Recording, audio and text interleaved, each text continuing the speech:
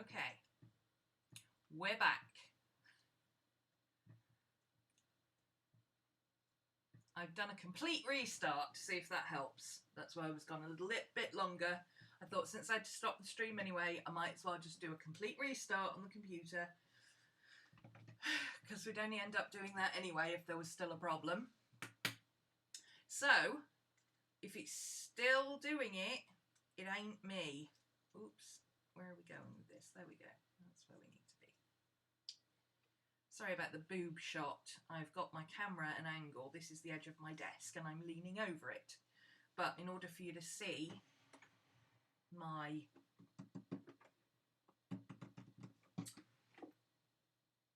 machine, that's the word, you need to have me at a funny angle. So sorry, you're going to get boobage in this one because I can't move the camera up any further, I think.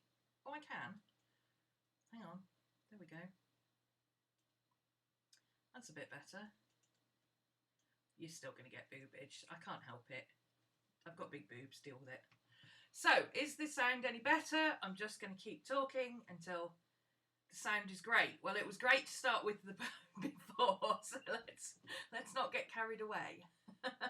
Hi everyone, welcome back. Sorry about that. The sound seems to be okay so far. Excellent. I will delete the other stream then. So, once more with feeling. My recaps are getting shorter every time. This is part 3 of a 3-part video where I'm recreating a Grain Creative Delfonics DIY pouch. Part 1 was cutting it out. Part 2, I've sewn all the bits together. Part 3, I've got to put the band on with the zip to make it actually a pouch. That's going to be the hard part. There we go. Class update. There was no study guide this week. There wasn't meant to be a study guide this week. I just forgot to post that there wasn't going to be a study guide this week. I will do that after this. Okay. Are we cooking with gas this time? Everything seems to be okay. Everything's working. Hey Mika, Jen, Zen. Everybody's back. Got a few people missing, but they probably wandered off to make a coffee.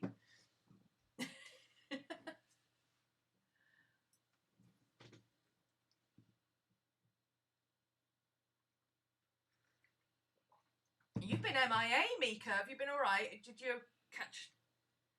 You didn't catch anything, did you? Get a cold or something? I've been suffering terrible allergies. Ash is back. Here we go. Now we've got people coming back who were here before. Sorry about that. I don't know what the glitch in the Matrix were, or was, or whatever. Let me see if this is working now. I couldn't get my... No, that still doesn't want to work. I wonder if it was that. My touch tablet doesn't want to work. I've got a little Wacom bamboo from about... I think it came out in the 1800s. It's this tiny one. And no matter what, I've had the Magic trackpad, I've had an Apple mouse, I've had all sorts of different trackpads. This one is still the best one I've used. Unfortunately, this one seems to be on its way out. So, hi Adam. Sinus stuff, not corona stuff. Oh, that's okay then. It's allergy season. I've got terrible allergies at the moment. Okay, so today what we're doing is the hard part. I think it's going to be the hard part because what we're going to have to do is fit a straight edge to a rounded corner, and that ain't easy. Now, I've watched Grain Creative's way of doing it, and it's not that it's complicated, it's just that it looks complicated to me because she's obviously used to doing stuff like that. I can't get my head around the way she's doing it. Why do I use a trackpad? Because until I got my iPad, I used to do digital drawing on here. That's why I've had a Wacom. I used to use my Wacom on my old PC, and I haven't had a PC in 10 years. So that's how old this is.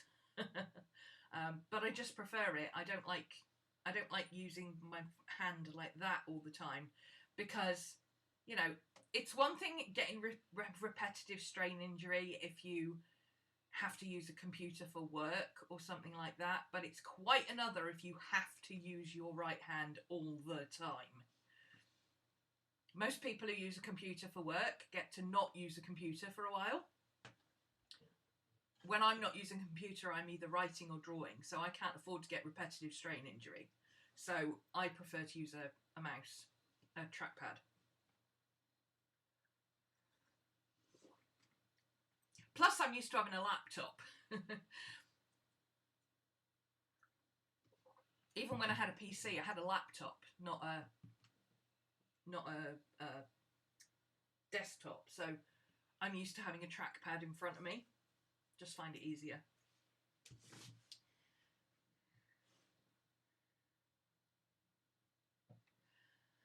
You've got a cold again. Oh. I think it's the temperatures, because at the moment it's 12 degrees outside. Last night it was -4. It's going crazy. The temperature is all over the place. It's not even like it normally is at this time of year. Usually this time of year it's somewhere between 9 degrees in the day and -2 at night. And at the moment it's going from 12 to -4, which is a big jump. My heating doesn't know what to do.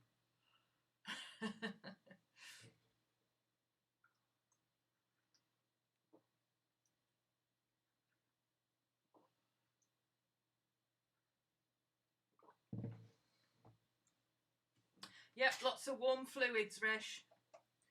And put a drop of alcohol in it, just in case it's coronavirus. Because what kills viruses? Alcohol. Whoops. Honestly, all these people going crazy over hand sanitizer that they pay $4.99 for anyway, and now it's costing like £7 and it's rationed. And I'm like, just go to Sainsbury's and buy a bottle of vodka for $3.99. It'll do the same thing.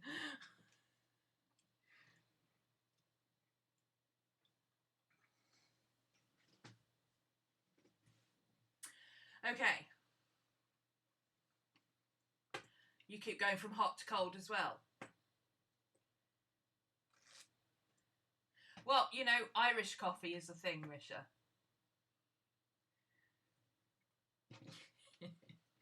Right, let's get on with this. Oh, one more thing before we get started, because I'm excited to show you this. I did say last week that I was considering getting some canvas material, because although I do like the material I picked out earlier for my own,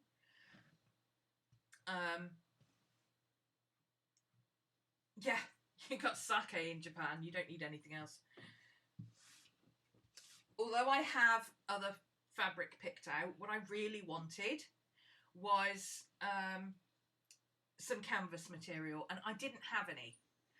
So I made the decision. Originally when I started, I said that if the Delfonics pouches were like 15, 20 quid, I would happily buy one.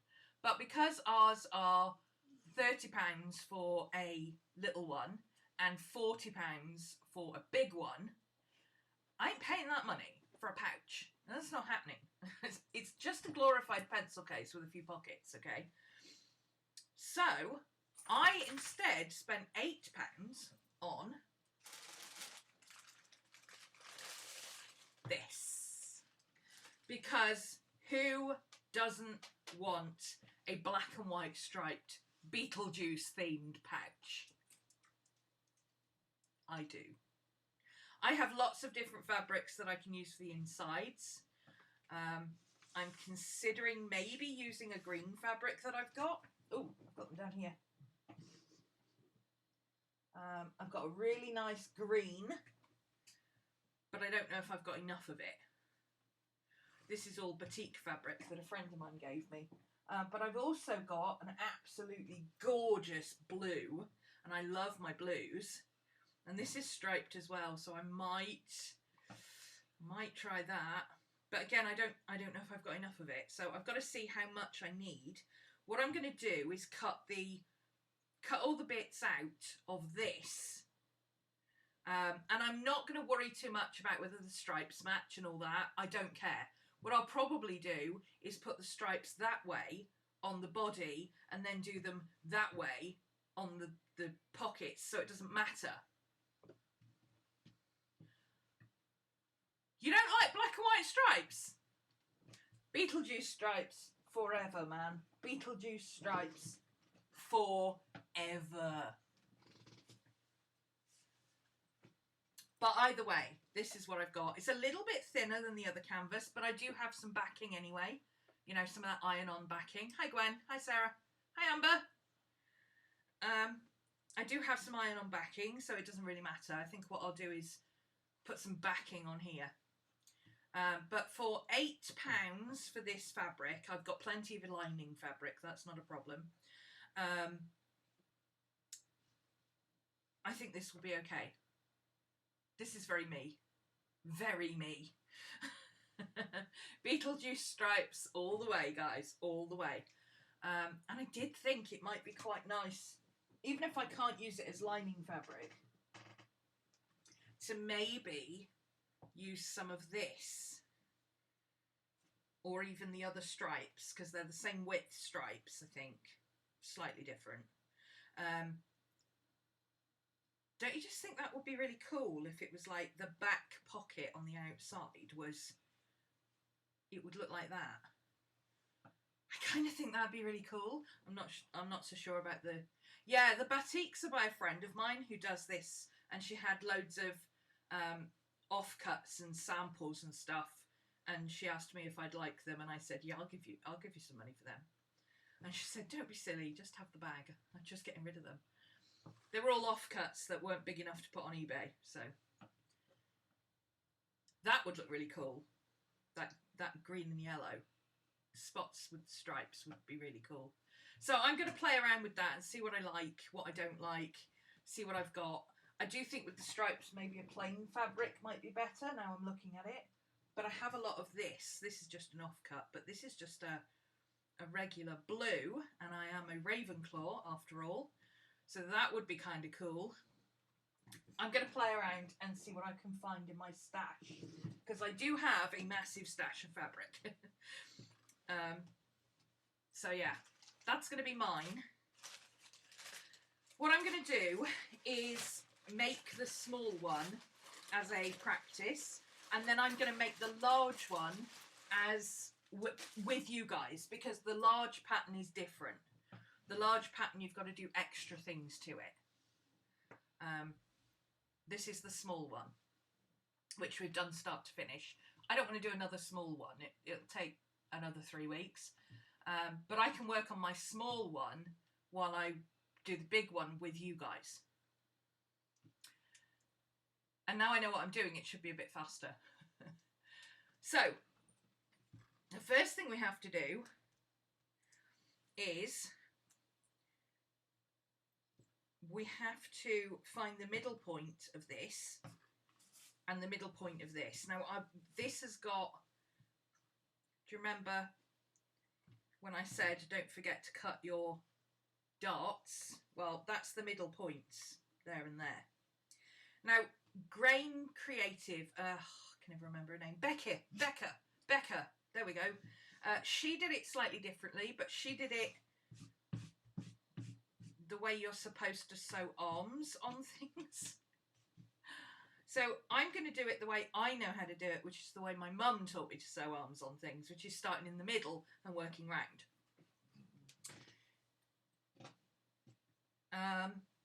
I don't know if the length of this is correct. That's something we have to figure out.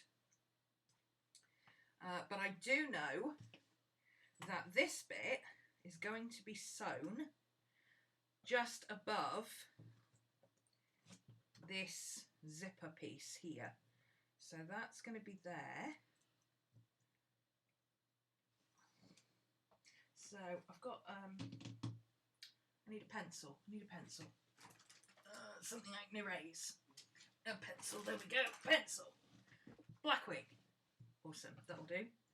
I think we're all Ravenclaws here, aren't we? Ravenclaws and Gryffindor and Hufflepuff. Beetlejuice shouldn't be purple with green. I would like purple and green. That would be very, very Beetlejuice. But green will do. Actually, I think green and red would be better.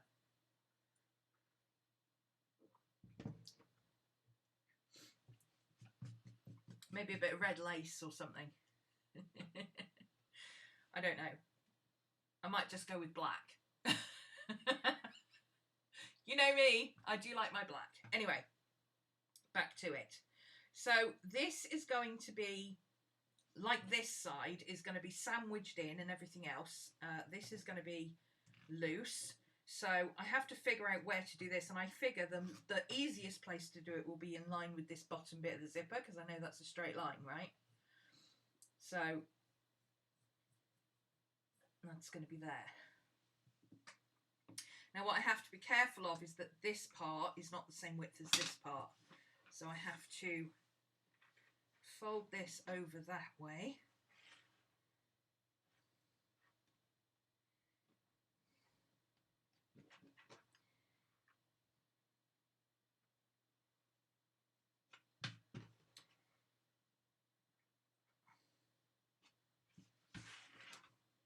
Where is the bit that is off?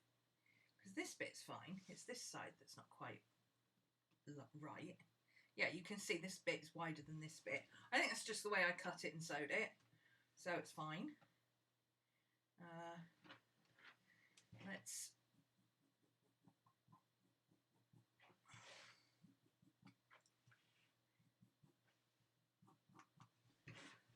do that. And then we can trim it off evenly.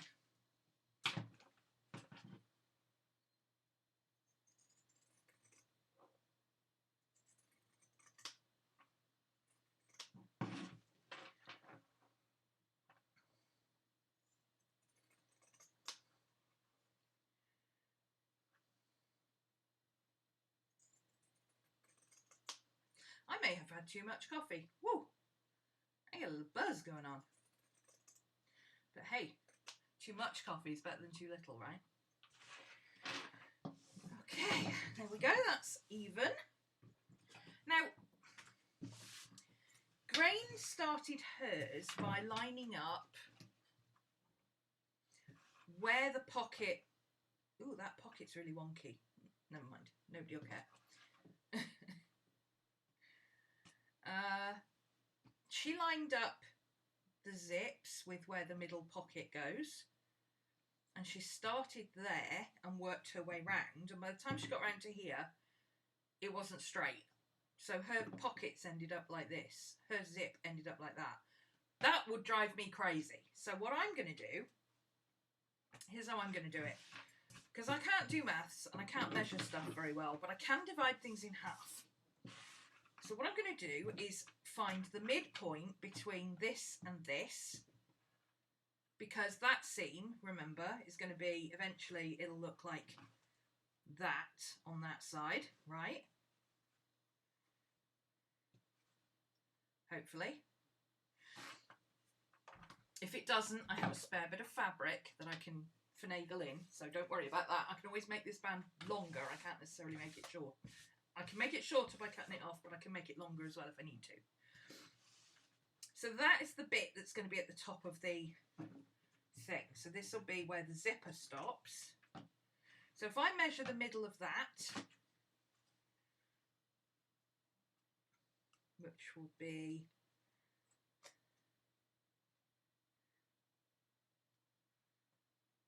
Oh, the zip's the same length on both sides. That helps.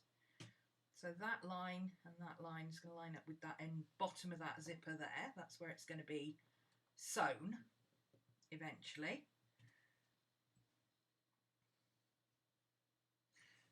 That is the midway point. Okay, so I'm going to just cut tiny darts. I don't want big darts. I'm just going to put little darts because I want to save as much of this width as possible. I want to keep this bit wide, so the depth of the pouch is as wide as I can make it. So there's our midway points. Let's just make sure we go through both layers.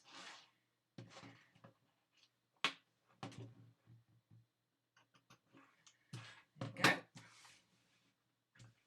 That's the midway points.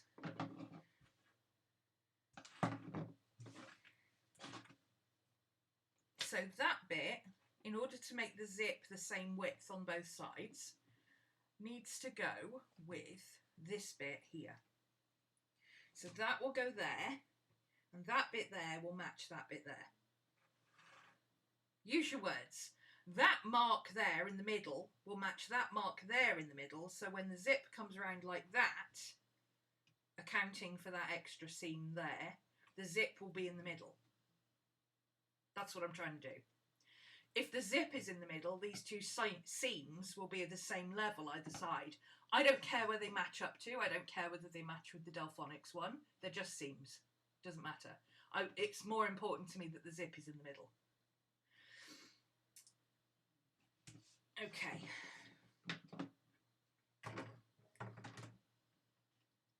So I'm making it left-handed because I am left-handed, so it's easier for me to sew it left-handed.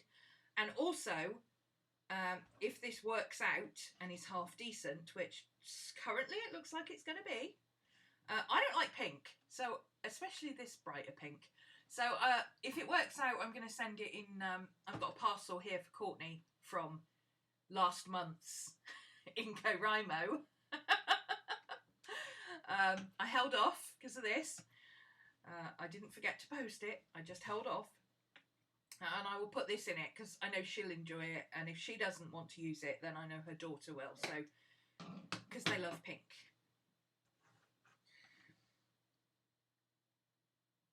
Neighbours are drilling. Oh my God. Okay, now. That means this bit is going to go there. So that when that is put together, that will fold down that way. Therefore, that's the front of the pouch. The zip will open that way. If you want to be right-handed, then you want to make sure that your zip goes the other way. You want to have your zip facing that way, so that when you've got the front of the zipper facing you, you hold it and you unzip it, okay? So depending on whether you hold or unzip will work out which way you use it, okay? Mine's going this way. So I'm going to start with that middle point there. Now, Grain Creative just sewed hers all the way round, starting at one side and finishing at the other. I don't think that's going to work for me. I think what I need to do is start it in the middle and sew this way. Start in the middle and sew this way.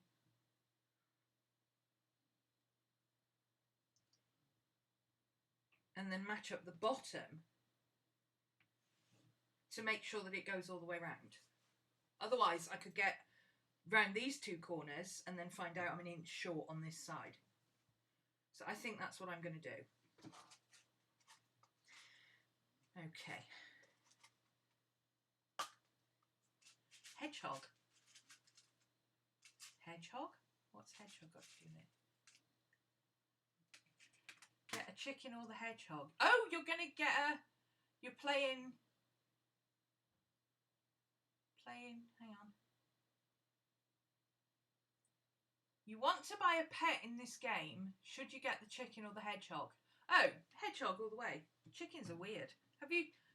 Look up chicken teeth, okay? You know when they say things are as rare as hen's teeth? Do you know hens actually have teeth?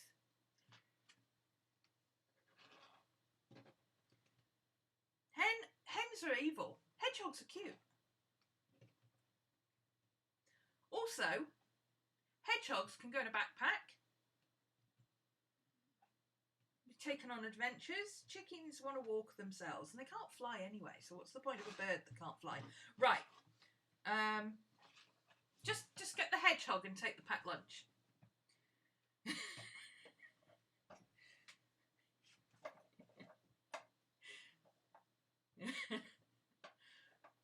Also, you don't want to get a pet chicken and get halfway round and realise that you've got to eat your pet chicken because you ran out of food. You'd have to be pretty sick to make a game like that, but, you know.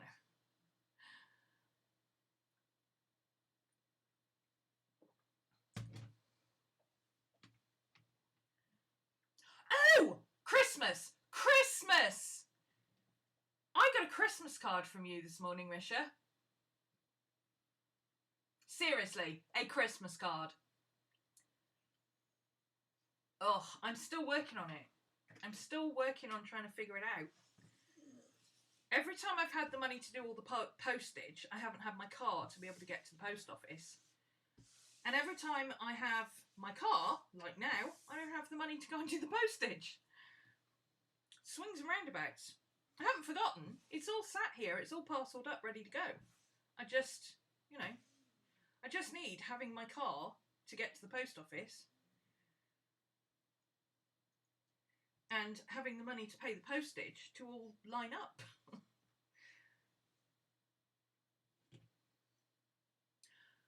I might have to start doing one a month or something.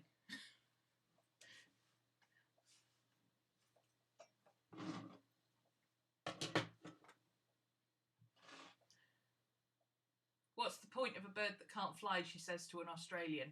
Yeah, most of your birds can't fly, which is a bit weird.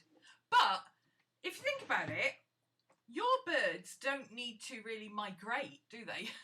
So it's not like our birds all go to the south of France for the winter, you know. Hey, Cody. Your postal service was crazy.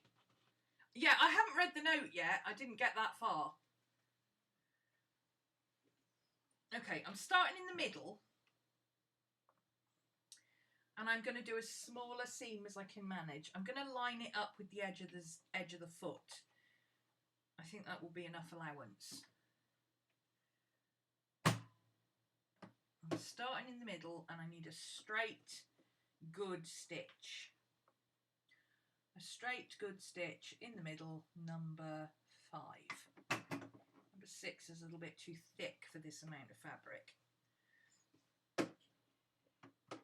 Somebody remind me to change my needle in a minute. Power.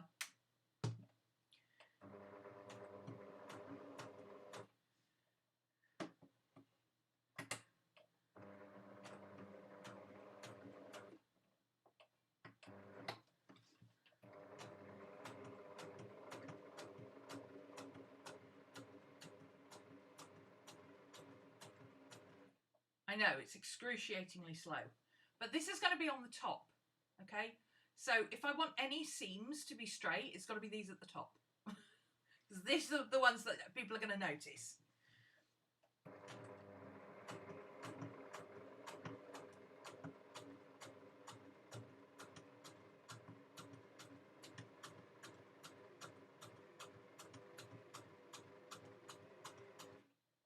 Okay, I don't want to go all the way down, because remember, part of this is going to be sewn in to the other bit, and I want to have enough room to be able to do that when I get to the other side. So I'm going to stop there.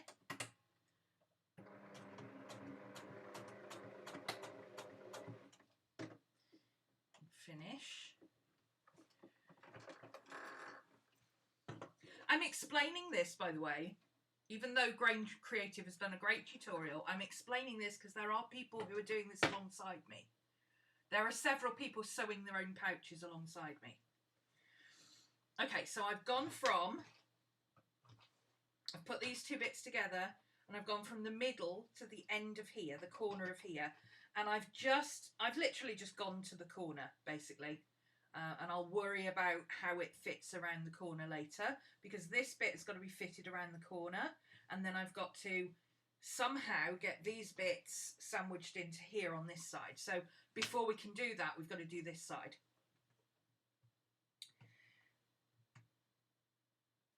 Now I think the best way to do this is going to be to find,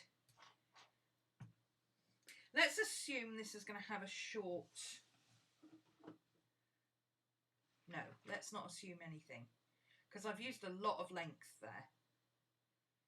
I might have used too much length there and didn't take into account how much I was folding in there. That's a bit of a worry, actually.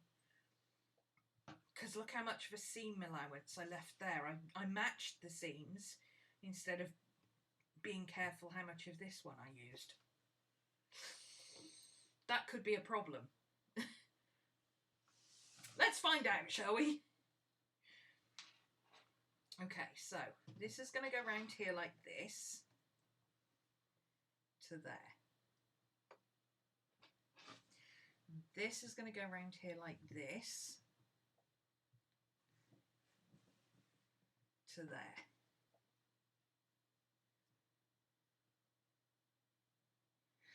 And then this is going to go around here like this to, oh, I've got more than enough. I don't know how I've ended up with so much extra, but I've got so much extra. Let's see what happens if I take the middle part of this, which I know is the middle part of there. Do I have enough to bring that up? I've got plenty. Look at that. More than enough. Okay, so let me walk you through what I'm actually doing.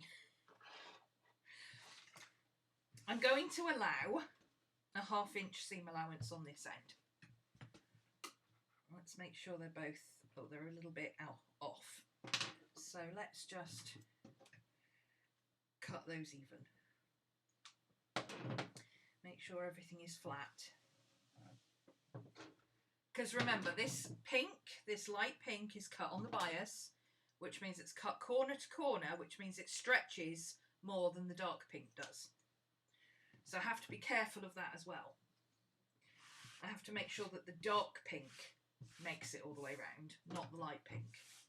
So I'm going to make sure that they're the same length, or near as damn it. See, even just that, the pink's stretched again. So annoying. All right, let's line these up. And I'm going to pin it in the middle there. And I'm going to take, remember how I very carefully, when I did this second portion and I had to add in this extra bit, I very carefully put it in the middle. Well, that means that the middle of this bit should be the middle overall, right? So that means I can happily fold this bit in half, line up those two seams, and say, you know what, that's the middle at the bottom. Now do you see why I spent so much time making sure that was even? It's so much easier to be able to divide things in half. Okay, so now I know that. I know that this bit is going to fit here onto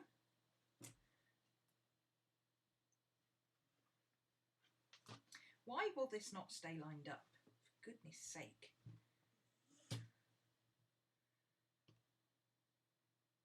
Come the heck on, Bridget! Bonus points if you know what film that is from, paraphrased.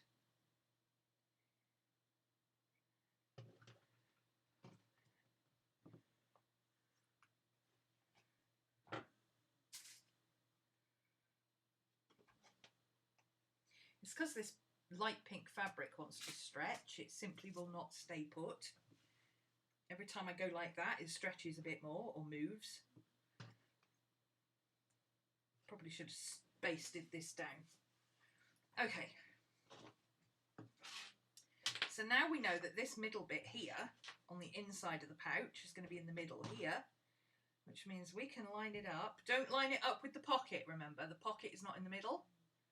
Don't make that mistake. I was about to do that and go, oh, there we go, until I picked it up and saw that, hang on a minute, that's not the actual middle. The actual middle is there, which lines up with the middle pocket on the inside. Okay, so we've now got lining, canvas, lining, lining pocket, canvas, back pocket, front pocket, and at some points where this pocket is pleated,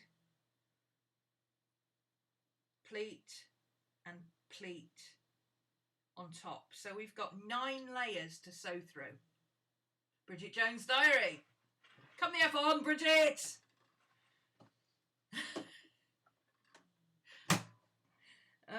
Yes, correct. So I need to change my needle. There's no way this little 70 needle is going to sew through 9 layers of fabric. That's crazy. So I need to swap the needle for a 90, which I've got here. How do I change the needle? I'm guessing it's this turny bit here, and I'm guessing I need like probably a screwdriver, but a coin or something will do, or a pair of scissors. There we go. Righty tighty, lefty loosey. So hopefully it goes this way.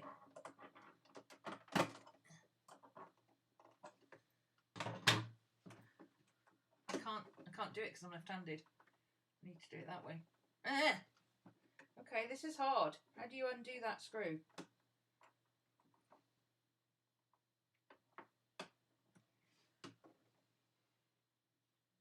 If I put it down there, will that make it easier?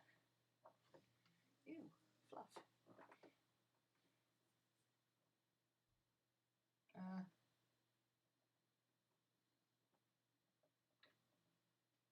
How'd you get the needle out, guys? I'm assuming you undo that screw. That screw has got to be what's holding it in place, right?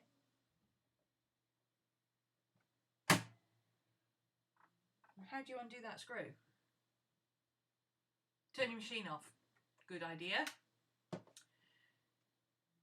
I have got a movable lamp, so at least I can see what I'm doing.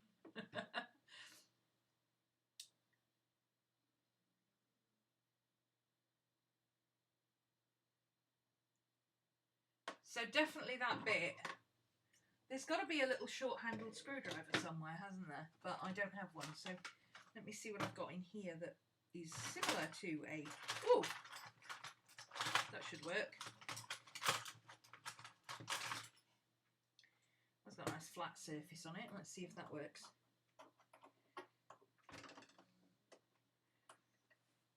Because it wouldn't be one of my live streams if I didn't Rogiver it somehow. Oh, that works really well actually. Because it's gripping the screw. Like the screw is like that. The screw is like that, and this is going in and slotting under the groove like that. So it's really easy to turn it. Awesome. So if I undo that, that should... Woohoo! Look at that! Okay, now, where's the flat bit of the needle? The flat bit of the needle's at the back left. So the flat bit of the needle is over there. Remember that, that will be important in a second. So these are 90s, and I'm pretty sure they're all sharp.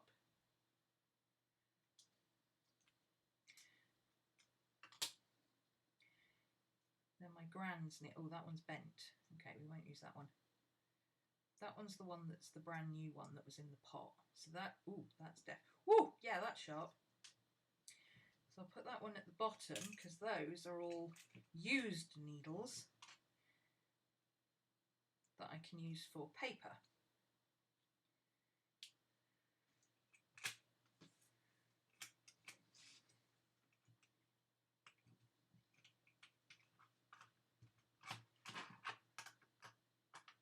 I'm going to put that with my machine bits because that's going to be really useful later on. Okay, so the front of the needle is, there's the flat bit of the needle, there's the front of the needle, so it's going over that way. Okay, so let's get that thread out of the way.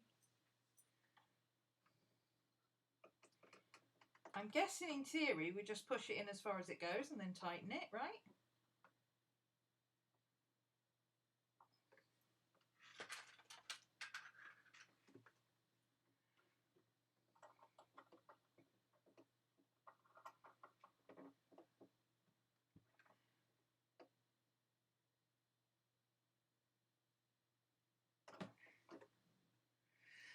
I don't know how tight it needs to be, but I'm using my dad's rules of tighten it, which is tighten it until it won't go any further and then push it a little bit.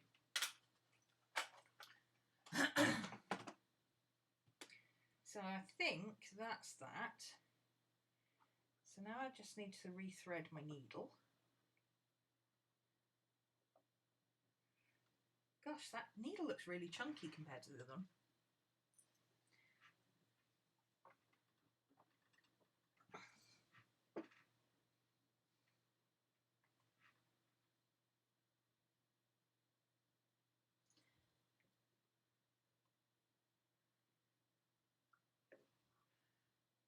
Plus side, it has a bigger eye on it.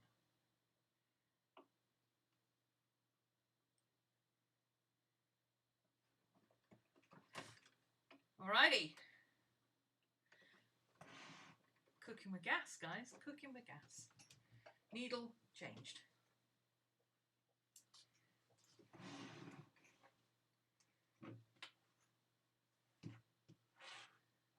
Bits. That's not the right way round. Let's not do that. Let's not get it all twisted up. Oh my God. That would be so me, wouldn't it? Get it all twisted up. Okay. Twisty, twisty. Sort it outy. Get it as near to the bottom as we can. Make sure everything's going to be caught in the seam. And I think that's about there.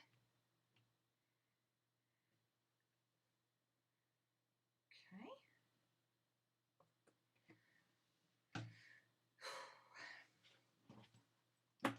So in theory, this should now fit round here quite easily.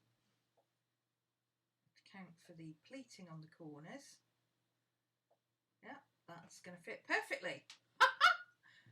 Awesome! I love it.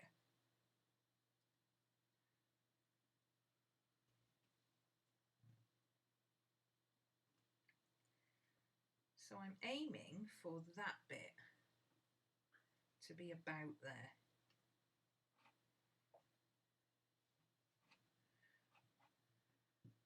It's not necessarily going to be exactly there, but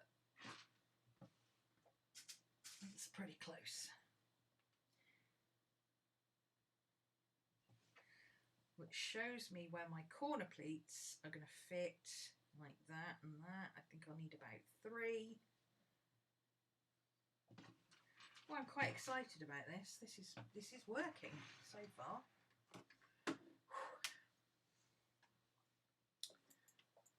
Okay.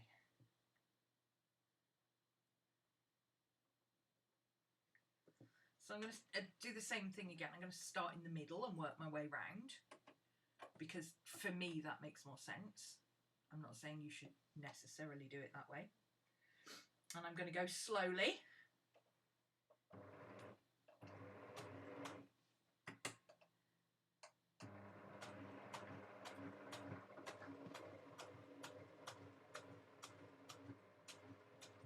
Because there's some quite thick bits here, and I also want to make sure that I get all the layers.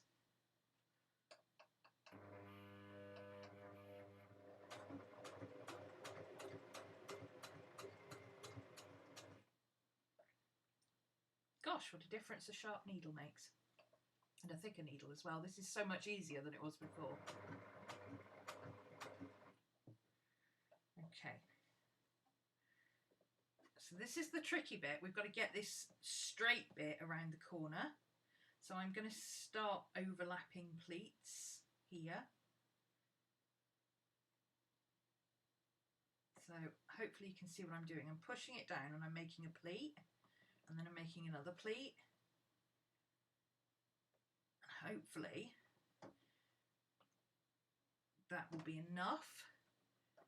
But it's going to be tricky getting around this corner because it's a right angle corner. So we're going to have to go slow and steady.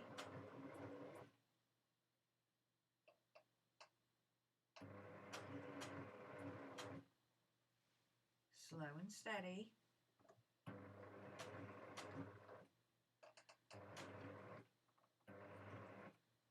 trying to keep my side of my foot. Oops.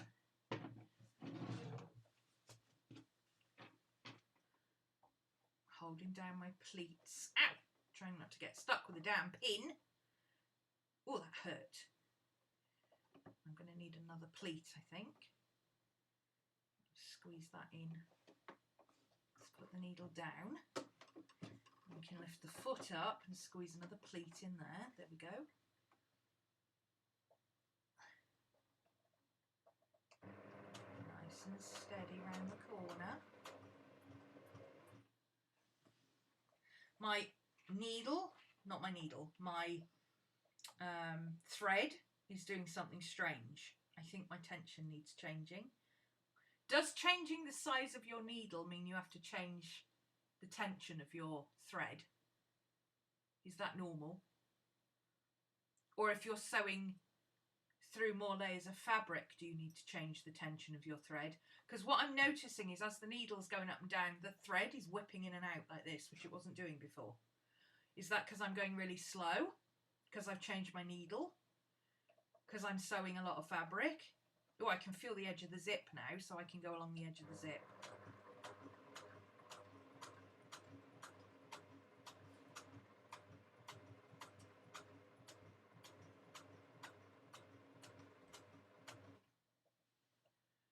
Anybody got any ideas? Let's cut these bits off, we don't need those.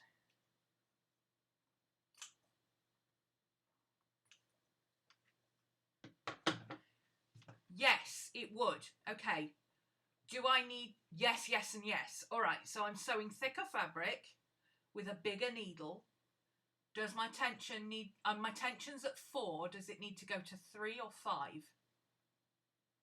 I'm assuming the lower number, the looser the thread. So if I put it up to about 4.5, would that be better?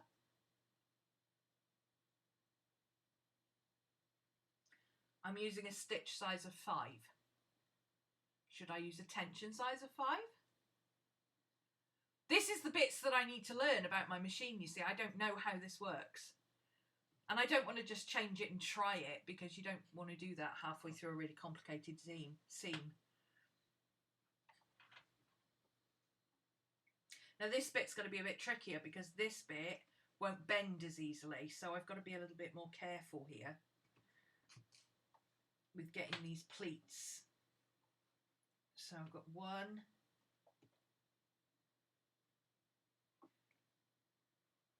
Oh, I've got to keep the edges together as well. Let's do it from this side like I did last time. So there's 1 pleat on that bit of corner. And there's a pleat on that bit of corner. And that is how I need to sew it. This is going to be a problem. What machine do I have? I've got a Brother. So it's a basic bog standard machine. Doesn't do anything fancy.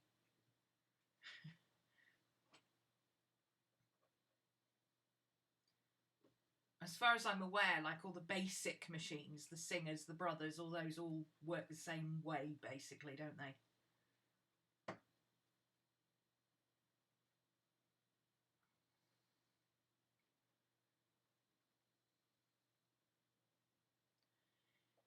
It's a vintage sewing machine that's older than your mother. Ugh. That's what I started on. My original Brother. Petra, you're sewing along. Excellent. That's what I like to hear. I hope you'll come over to my community thing and drop a picture of what you've managed to do. I think I put the link to it in my tab below. If I didn't, I will put it in after the stream.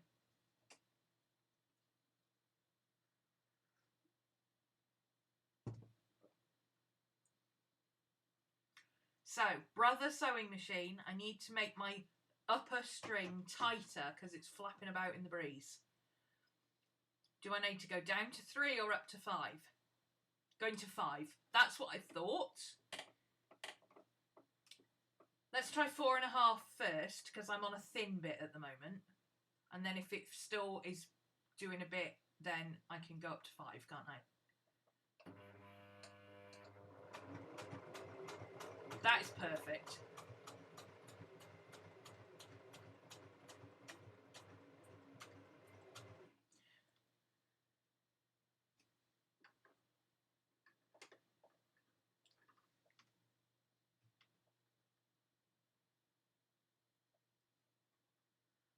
Hang on a minute. The tension up here. Oh, I know what's happened. I think I know what's happened. I think it's come out with the loop at the top there. There we go. I think when I unthreaded it, it came out of the hook. Let's get the hook back up. There we go. Okay. Well, that's made it worse. Okay, let's try the other way. Aha! Now I've got to try and hold these pleats in while I sew around the corner.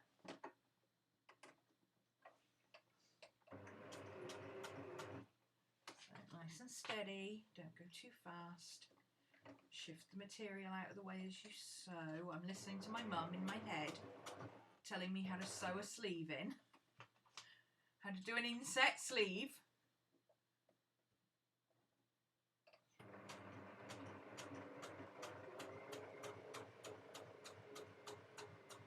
I'm already using a longer stitch. I'm not using the longest stitch, which is the 6. I'm using the 5. I've got 2, which is teeny tiny. I've got 6, which is 1 to 3 ratio on the 2, and then the 5 is a 1.5 to 2 ratio, 1.5 to 1 ratio on the. I think the stitch size is okay. It's doing the stitches fine, and it's going through the material fine. It's just that thread was flapping about, and I knew that shouldn't be happening. Okay, we're right round to the beginning where we started, so I'm just going to go over that a little bit, reverse, go back over it, because that is the weak point where the 2 pieces join.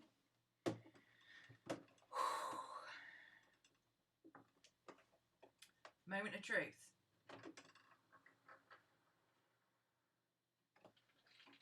Don't sew clothing, just bags. I don't sew bags, I just sew clothes. I haven't done a sleeve for a very long time. My mum taught me how to do sleeves, inset sleeves, where you start at the top and work round the top, and then you start at the bottom and match the seams and work round, and then you pleat it into the sides. That's the same principle I'm using for this. Okay. Well, it looks okay on that side. Let's take the pins out and see what happens. I'm not going to take that pin out. Oh yeah, I am going to take that pin out actually. I want to check it before I sew the other half. So let's hold that there, put that pin there, a bit closer to the edge. Okay, fingers crossed guys, but it's looking good. Ooh yeah!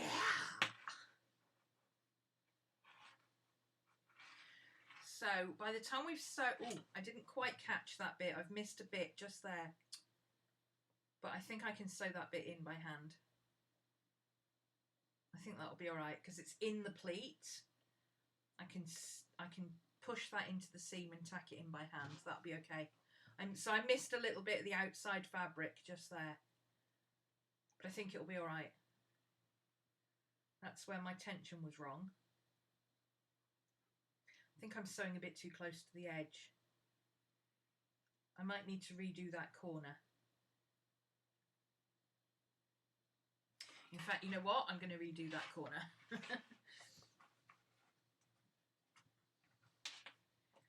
That's where that extra bit of tightness was. So let's push that down, make sure it's there.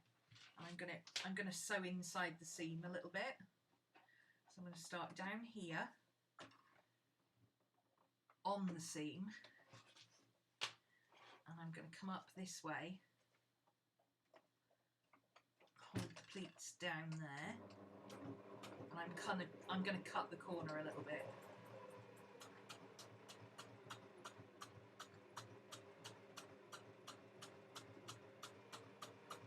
And then meet the seam again up here.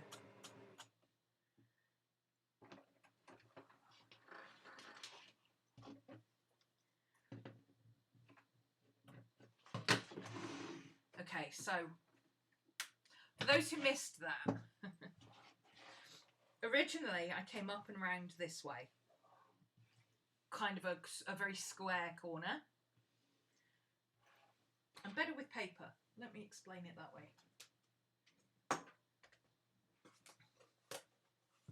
So originally, here's the fabric, and I sewed it there. And what it did was it missed one of the layers. So now what I've done is I've done that. Because this is where the layers was missed on one of these pleats here. So that should now have, by cutting off that corner, that should have caught in that piece, in theory. I don't care if the corners don't exactly match perfectly. I'm not a machine. I'm a hand sewer. There we go, that's all sewn in now. That's worked perfectly.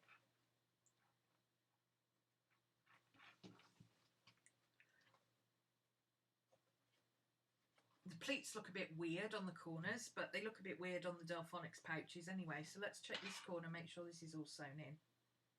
Yeah, that's all sewn in, that one's okay.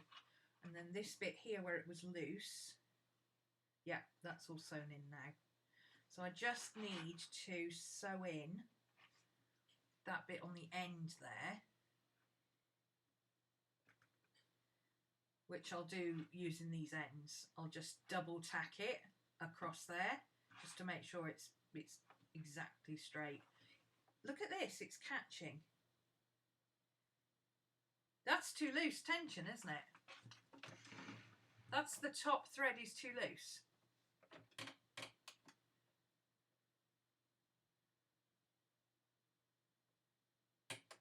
How is that happening then?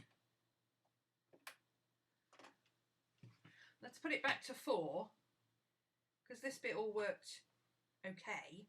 It just was flapping about a little bit. I'm getting missed stitches and stuff. I mean, you're not going to see that because you put bias binding on the inside, or you fell the seams, which is probably what I'll do. But that is a tad weird. Is that bit sewn down rather than a missed stitch? Yeah, that's not a missed stitch, that's that bit got caught under something else. So that's okay.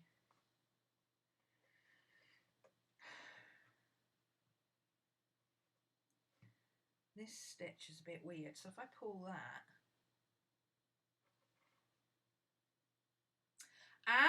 okay, this is all from the first time I sewed it.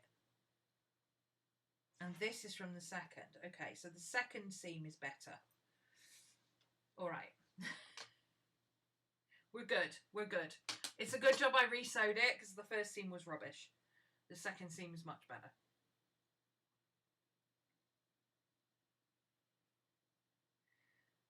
So I'm going to sew that down into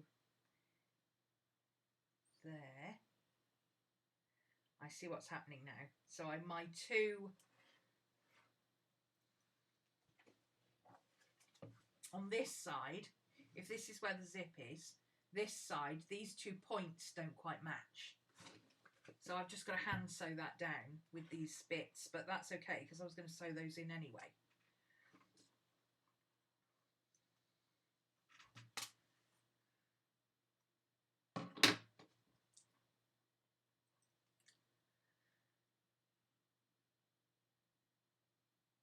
Those corners were nowhere near as hard as I thought they were going to be.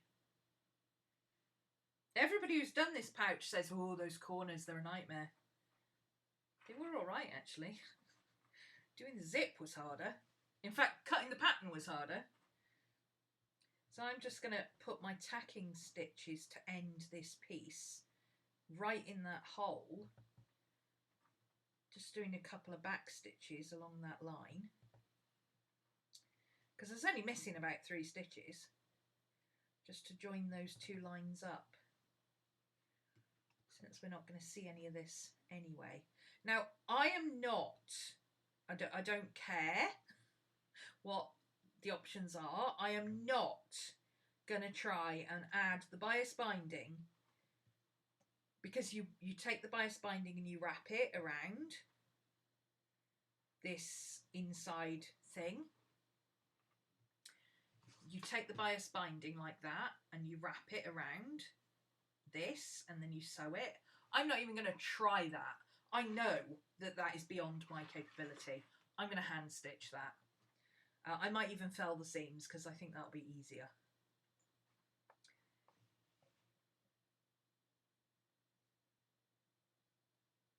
So there's just this one stitch that didn't quite go long enough, so I'm just going back over that stitch, thimble, just to secure it with the extra bits. I need to secure these bits in anyway, so I might as well do the 2 together. And then this messy bit will all be hidden by the bias binding anyway. But yeah, there's no way I'm sewing bias binding on a machine through 8 layers of fabric and 4 layers of bias binding. No, not happening.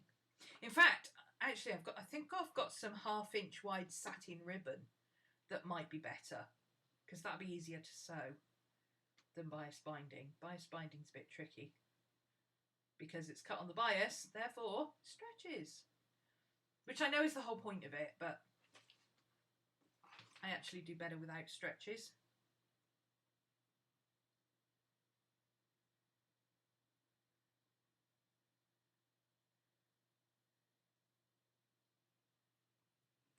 Can't see what I'm doing. There we go. Okay. So let's just catch that thread one more time there.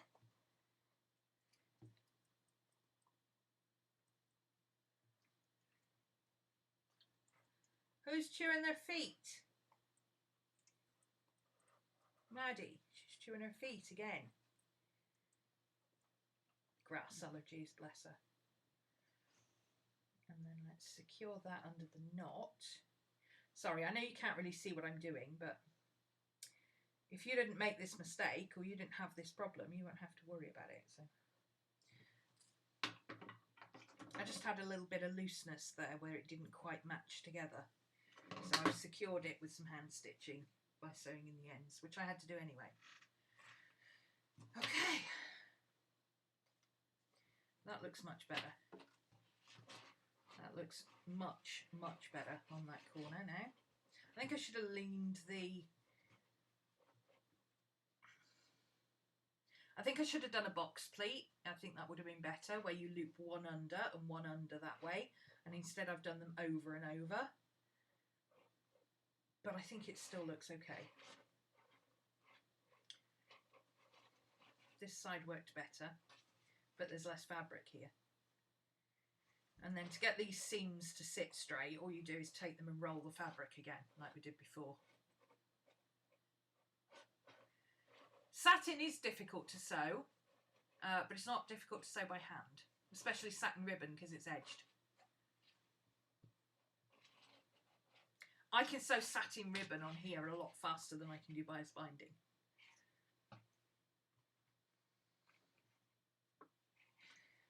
Okay.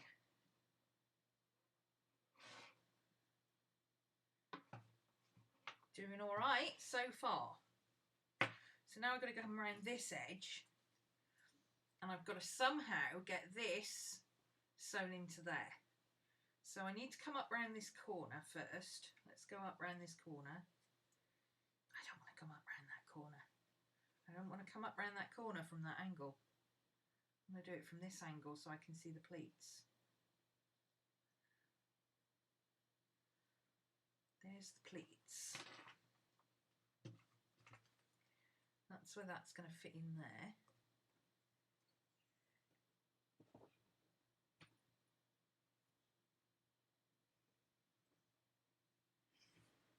Okay.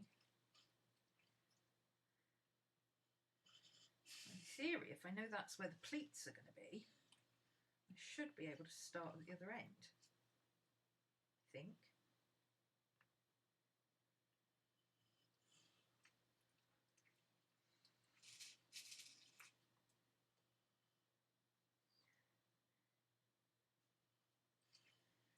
Okay, that's how much I need for the pleats. That's where the pleats are going to be. I realise I'm talking to myself. I can't not talk to myself when I'm doing this sort of stuff. I have to talk myself through it. I enjoy hand stitching as well anyway, especially finishing things like that. I mean, I couldn't do it on like a crochet blanket or something. That would drive me insane. But, okay, I need to unpick this seam a little bit because it went too far off the edge. So where's my unpicker? In here, I think. Nope, it's in this one. There we go, seam ripper.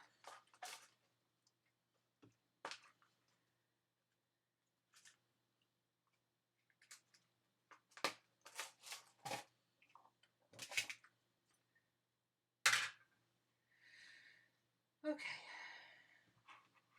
So hopefully you can see there, this is where I backstitched the thing because I just sewed off the edge just to hold it together. So now what I'm going to do is take the seam back to about here. So I'm going to undo just behind that back stitching.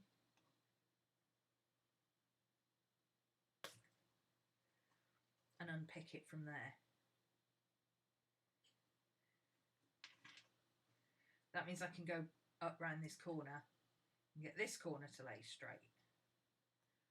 I know it's a bit backwards to sew it flat and then redo it, but that's how it works for me. So, you know, if it works, right?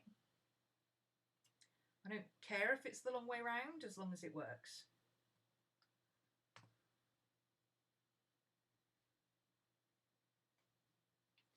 There we go.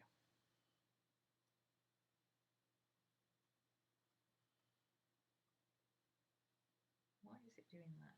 What's it caught on? There we go. Let's do it this side. That's the bob. Oh, I haven't cut the bobbin thread. Idiot.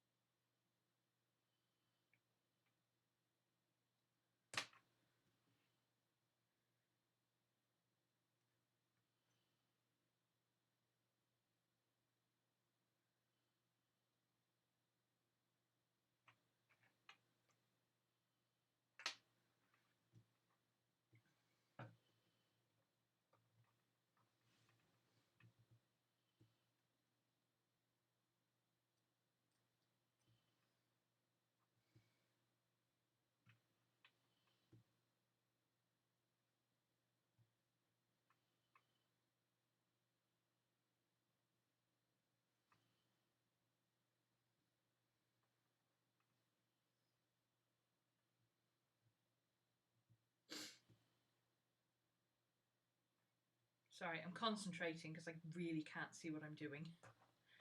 This light thread is so hard to see. That's why I like sewing black.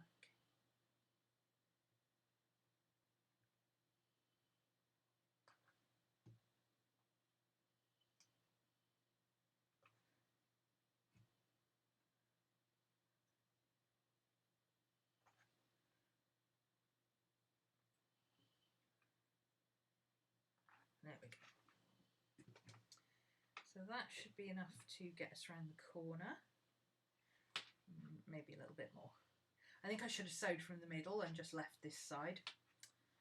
Lesson learned. I won't do that next time. I'll sew from the middle around and the middle around, and then I'll do this side.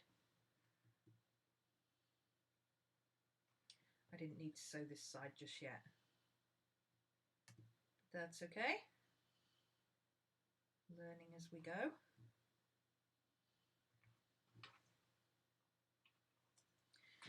I think that's about enough, so I'm just going to secure this.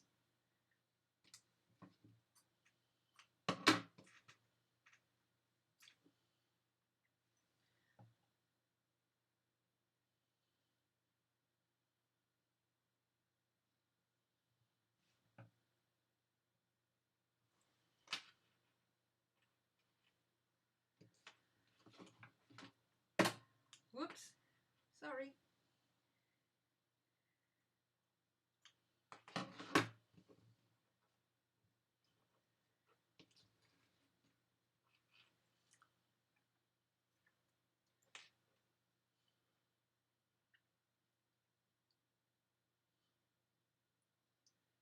I'm going to sew back over this little bit anyway, so I'm just knotting the pieces off so it doesn't come undone.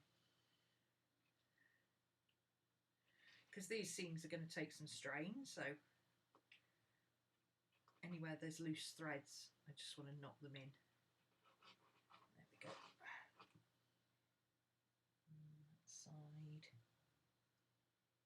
There we go.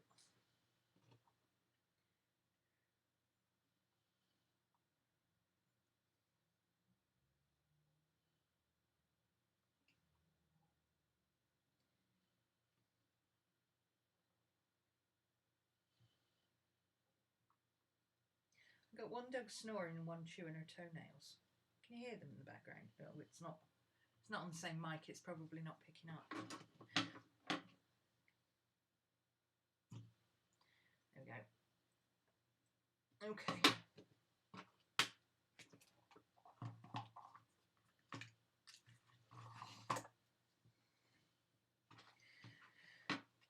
So now this corner's free and I can sew this bit in. Yeah, I just shouldn't have sewn it that side. I won't do that next time. I'll just sew one side and not the other. So lesson learned for this corner, I need to make it shallower. I need to make it more of a round than a square. Cut those bits off out of the way. Okay, lesson part 2. So this bit is going to come up to here. So I want to sew around. I don't want to sew any further than this point here. Where's my pencil gone? Otherwise I'm not going to have enough room to get my fingers in there to get everything put together. So let's pin that out of the way so we don't accidentally sew it in. Because we do that. And now we're just going to do the same with the corners here. Same with this corner as we did last time. So I'm going to start back on this bit of thread that hasn't been sewn properly. Well, it has been sewn properly, but you know, I unpicked it, so.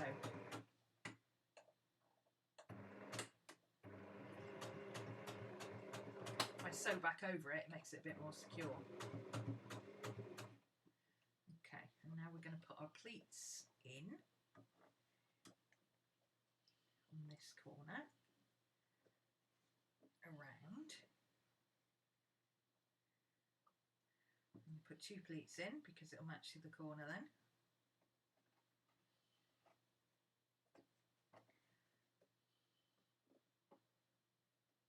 I shouldn't call them pleats, they're not really pleats, they're gathers.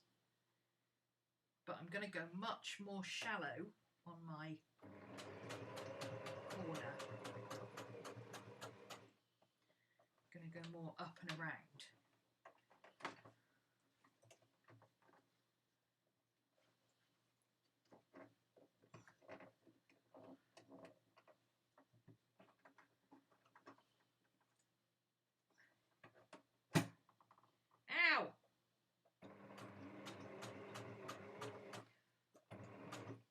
that was my finger.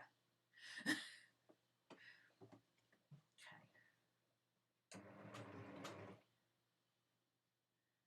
So that's where it's going to be sewn. Cannot go any further than that point. So let's bring it down to there. Back stitch.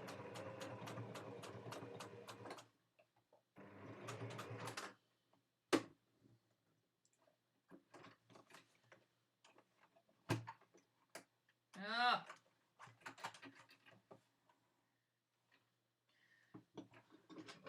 Yeah, tension's off. As far as I can tell, I have to keep changing the tension while I'm sewing. Is that normal? I suppose it is if you're going from 2 pieces of fabric to 9. Okay, have we caught all the layers? I think we've caught all the layers this time. So it should be all right. If we haven't, I will pop in and hand stitch them.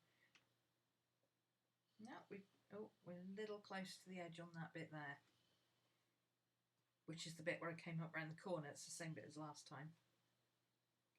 That's okay.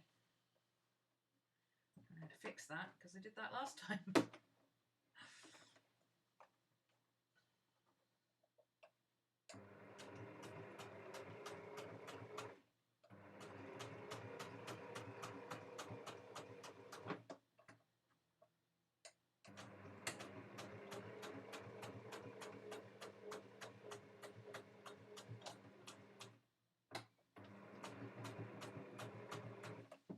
Okay, that is a god-awful mess, but it's going to be on the inside. Nobody's going to see it because it's been covered by bias binding, so I don't care. Yeah, that is not the best seam in the world, okay? Because I went a little bit out and down, and it was a bit too far out, so I've cut it more shallow. But nobody's going to see that bit. So it's okay. And all of that is back sewn, so I can just cut off the bits. I don't have to sew anything in. And now that should be secure. Yes, there we go. That's secure now. And that corner's good. In fact, that corner's better than that corner.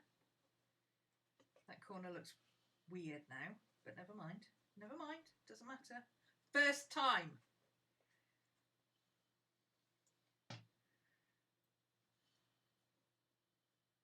Yeah. We're doing okay. Now all we've got to do is match these bits in a sandwich here. Let's open the zip. I think that's going to be easier if we do it that way. So I'm going to match these bits. I'm going to go there. And there's my line. So these bits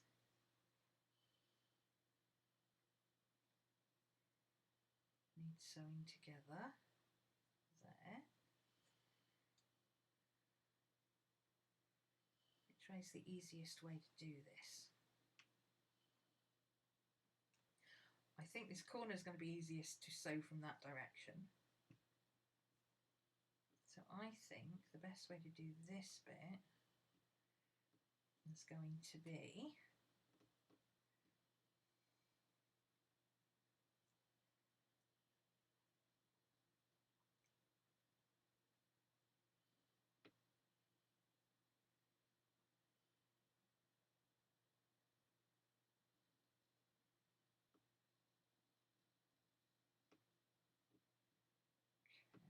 there's that bit of fabric there. I'm pinching it all together so I can see where the right angle of the seam would be, so that I can work out how much of this I need to cut off.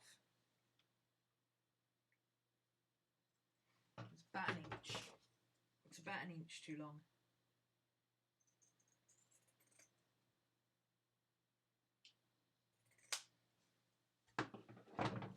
Which makes sense because she allows more seam allowance. So this bit's got to fold in that way. that bit's going to go there. That's where the line of the end of the zip is going to be. Just there. This is probably the long way. I apologise to anybody who knows how to do this properly and is watching me going, what the flipping heck is she doing? That seam I marked on the edge of here, I've marked it there, so I know where that and that should meet, okay? Ignore that edge. I'm lining it up to the dark pink. So now I'm going to take this part, fold it back, there.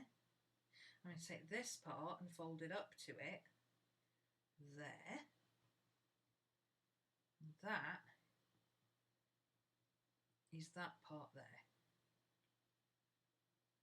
So now I'm just going to cut this extra bit off for now because it's getting in the way. I can't see what I'm doing.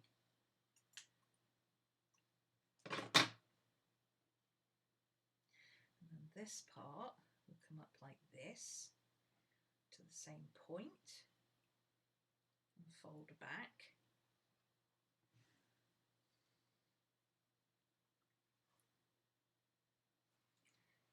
That is what I need to sew together. There.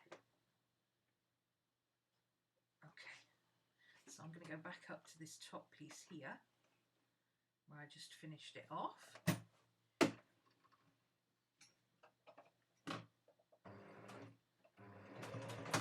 Whoops, it's done it again. What's happening there? Something is catching somewhere. What's catching? I've got plenty of bobbin thread. I know it's not my bobbin. What's happening here? Top stitch is too loose. Top thread is getting caught under the bobbin. Okay. Come on.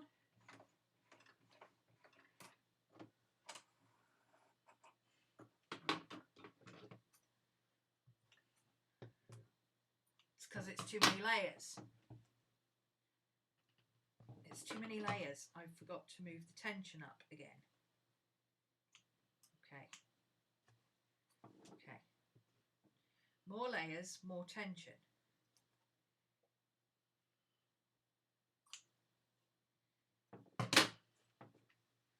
More layers, more tension.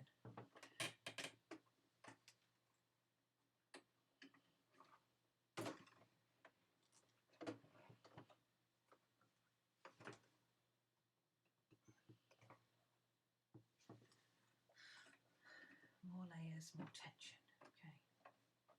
Makes sense. That's getting caught under there now. The hardest part of this is making sure that all your seams are not caught underneath each other as you do it.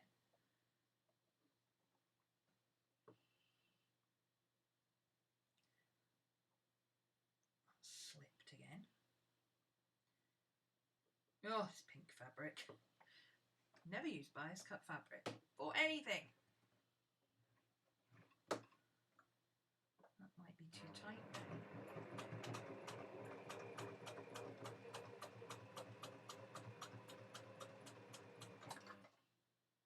It's done it again.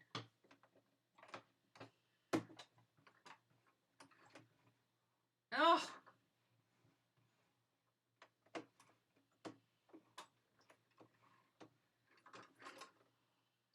What is this? Why is it doing this? Somebody help me. It's not, it's getting caught on there. What's going on?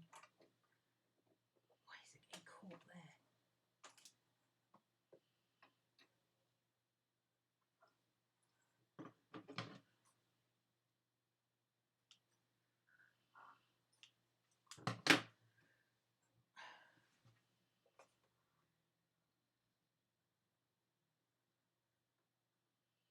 Those are both pulling fine.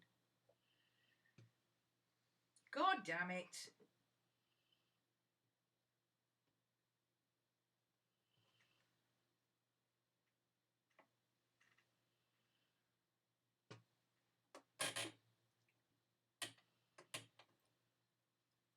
5 is not working, so let's try 3.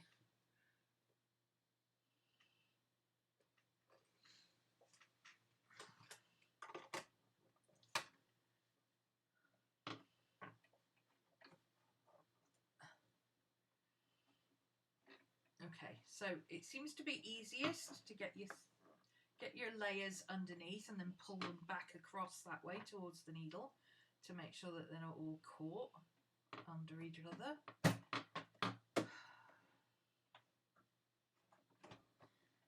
needs to be under the foot.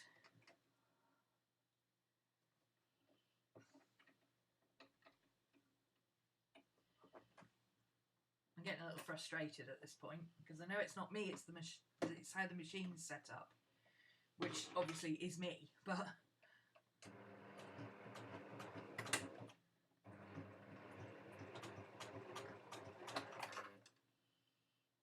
see, it keeps doing that. It shouldn't be doing that.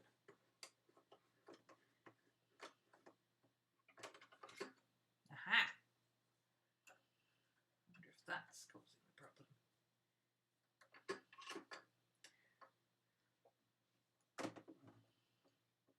That's too tight. Let's put it back to 4.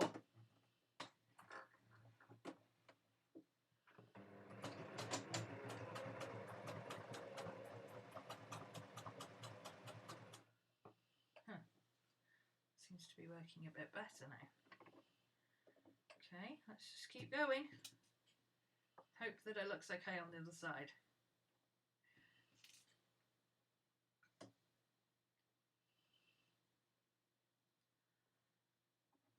I'm going to make a shallower corner again so I catch all the bits.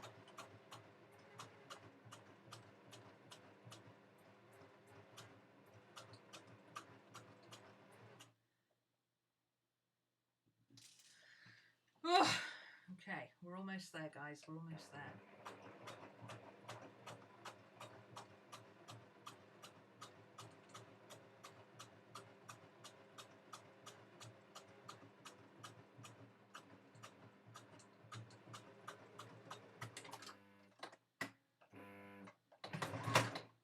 Woo!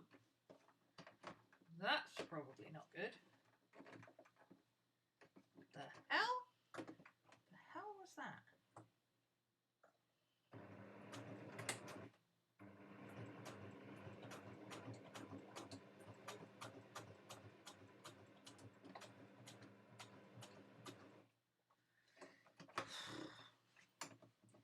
Oh, big old mess. I don't know what's going on there. Help. It was alright till I started messing with the tension, now it's gone crazy. But it sewed it. Looks a bit messy, but...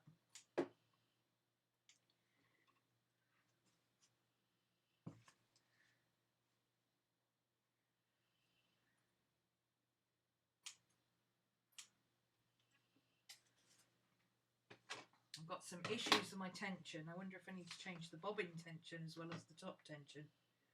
Or does that change the top tension? I don't know. Either way.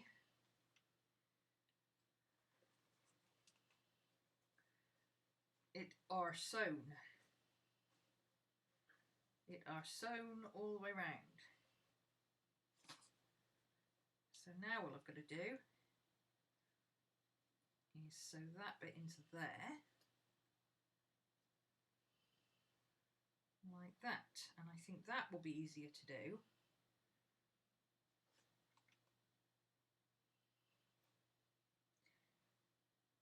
I've got to have the zip open so I can get it back open again.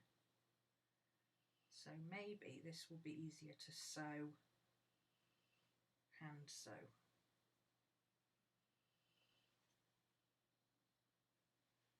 Yeah, I might just sew this bit by hand.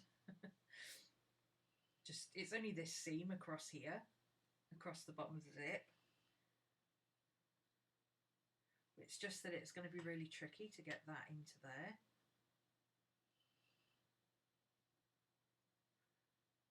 I can't remember how Creative did hers. What we're not doing is cutting the corners, you see. And I think that might be causing part of the problem, because when you do a corner like this, you're supposed to do that to release the tension on the fabric, and I think that might be part of the problem. See, that already sits flatter now anyway. I think that could be part of the issue.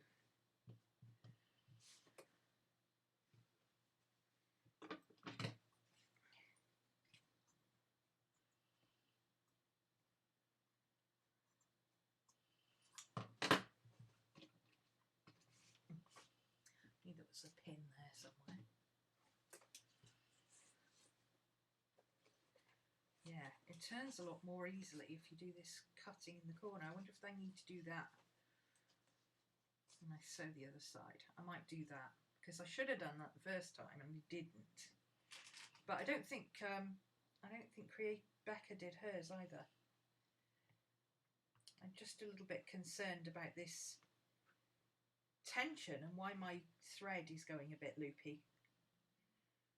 Well, a lot loopy actually. Literally loopy. Look. Literally loopy.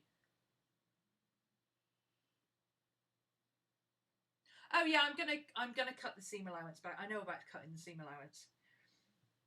We don't sew like that here. That's the American way. You have crazy wide seam allowances and then you take them all off and you pink them afterwards. We don't do that that way. We start with a small seam allowance that's already pinked. But yes, because I cut corners a bit more shallow than round, it's not going to sit quite right. But these corners are easy to sew, but they're not easy to get around, if that makes sense. But they match, even though they don't match, they do match, which is weird. I've got a front. I've got a front. I've got a front. Look how cute it is. If I ever get it finished, it's going to be really cute. I'm going to take a break a second because my brain.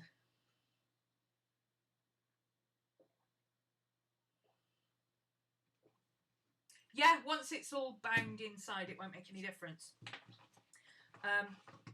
When I'm talking about felling the seams, right, I don't think I can do that. I don't think I can fell these. I think I am going to have to bind them because they're a bit too uneven.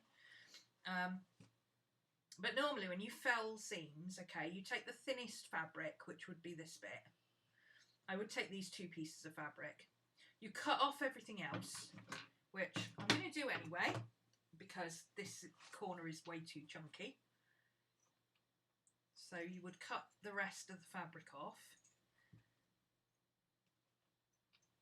like that. I'll neaten this up in a minute, don't worry. I'm just cutting off a corner so you can see what I'm doing. So now you've got it uneven like that. You would cut this down much further, and then you fold that over and it self-binds, and you sew that down, and then it's created its own bias binding, basically. That's what a felled seam is.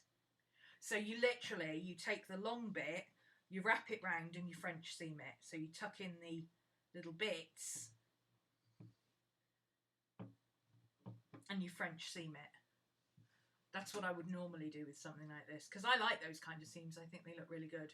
But I don't think it's going to be possible with this. So what I'm going to do is pink it down as far as I can go. And then what I'll do is take a bit of ribbon, basically, and I will stitch it down along the seam line there and along the seam line on this side, and then that will hide all of this. You won't see it. It looks really cute, doesn't it? Huh? And now, because this is sewn down, I can take the pocket pins out. Where did I put the pocket pins? On the inside? Yeah, there we go. I can take the pocket pins out and we can see these bucket pockets, guys. We can see the bucket pockets. Come on. So there's our inside pockets. Here's our outside pockets. We've got a... See how this side sits better because I rolled it? That's what you do with these. You get it like this and you roll it in your hands. Like that. It's quite hard. It's going to be quite hard on these corners because they're pleated and they're very thick. But once you've done that, it sits much better, you see? We've got a pocket there for a pencil. We've got a pocket here. I'm so proud of this. I mean, it's a bit of a mess, but pocket there. Pocket there. Come on, it's cute. It's cute.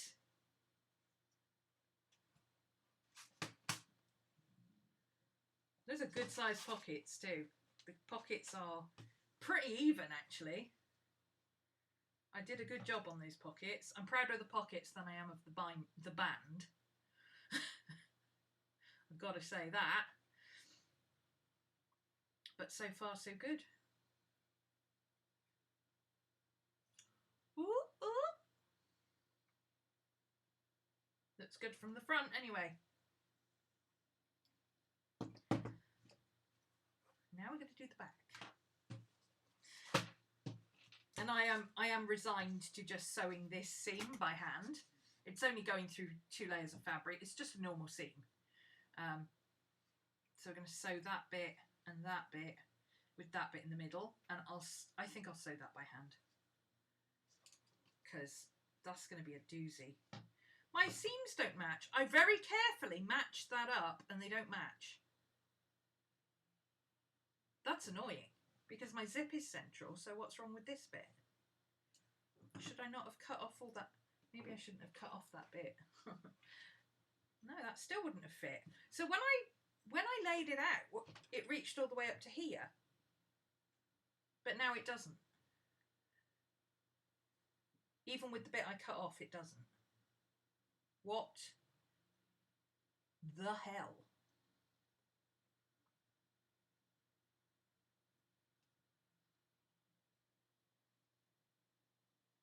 Weird. Oh well, I'm not going to worry about it. I'm not going to worry about it. It's mildly annoying, but I'm not going to worry about it. Okay, so now I've got to do this side. I must remember before I sew the whole thing on to open that zip. So, let's hold it like this. Vertical. And get that zip pinned in where it needs to be. It's going to need to be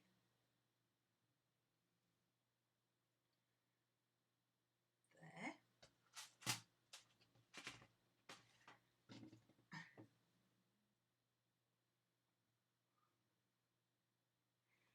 And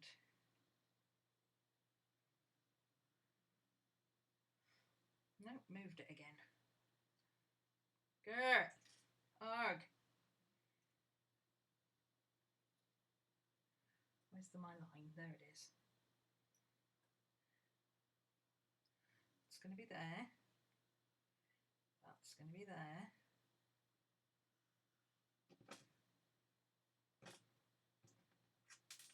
Oh, for God's sake.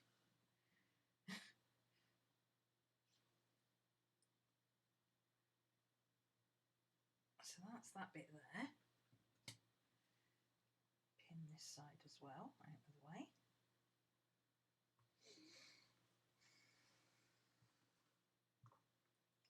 Pull the zip up a little bit so it's not holding that out of the way.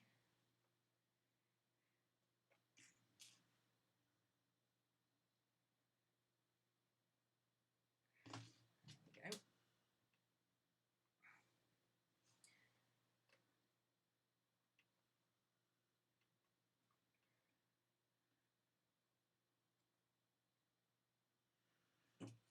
Done it again.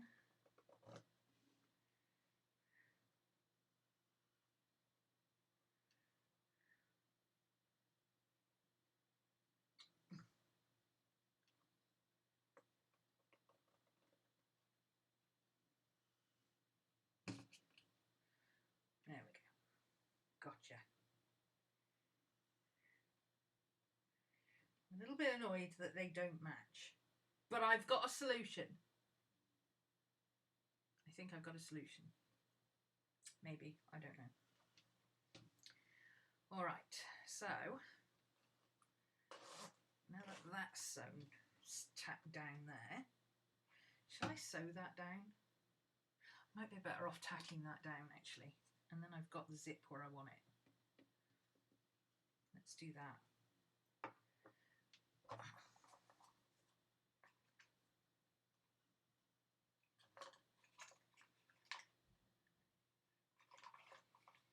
Well, my needle gone. I know I put it in here. Just can't see it. Hello, needle. Where did you go? Here, needle, needle, needle, needle. Oh, how did you go? I know I put you in here. Oh. Aha. There you are.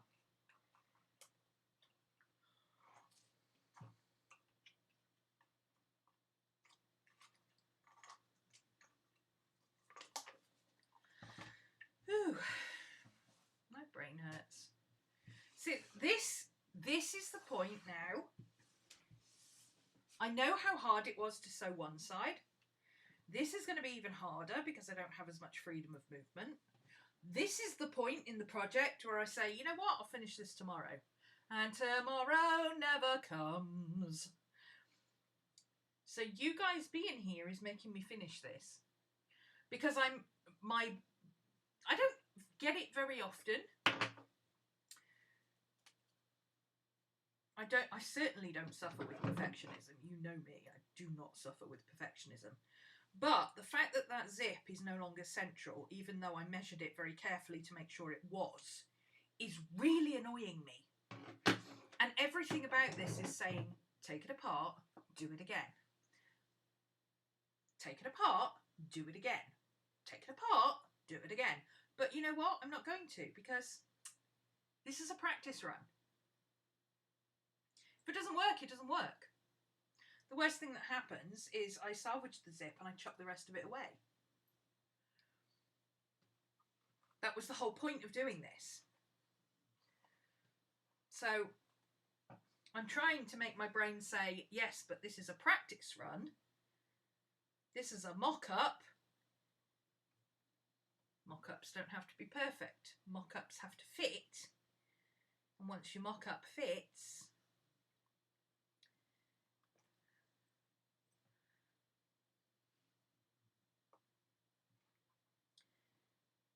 then you're good. I'm going to push those two bits of zip together at the end, under here, so that they sit flush.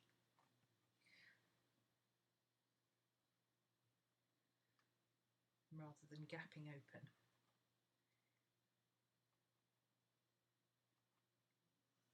So they'll look like they don't sit flush, but once the zipper comes down this way again, it will push them together and they will sit flush.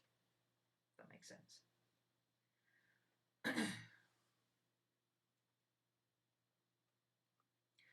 I'm doing small tacking stitches on this because I want it to behave as if it's already sewn.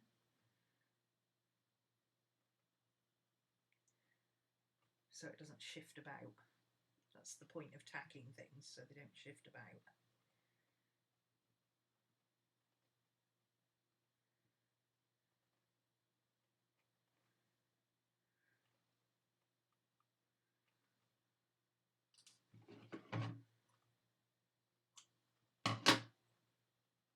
I'm wondering if it would be worth tacking this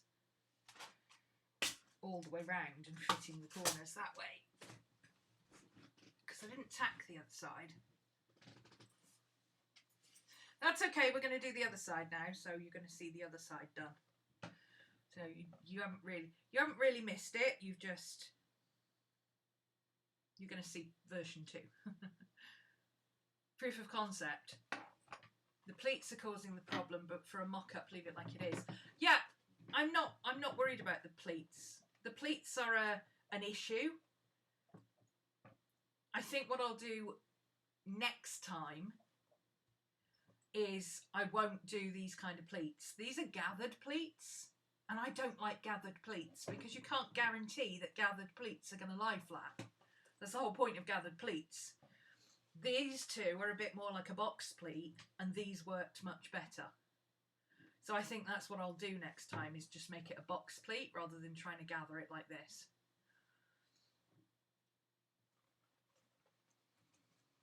Yeah, I'm learning from it. I don't care. It's not a...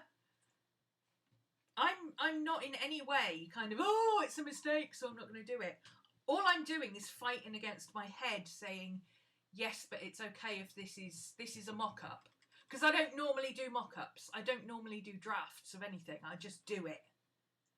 And I fix it as I go. And I'm just fighting the urge to fix it as I go. Yeah, they're not mistakes, they're design features. That's right. That's right.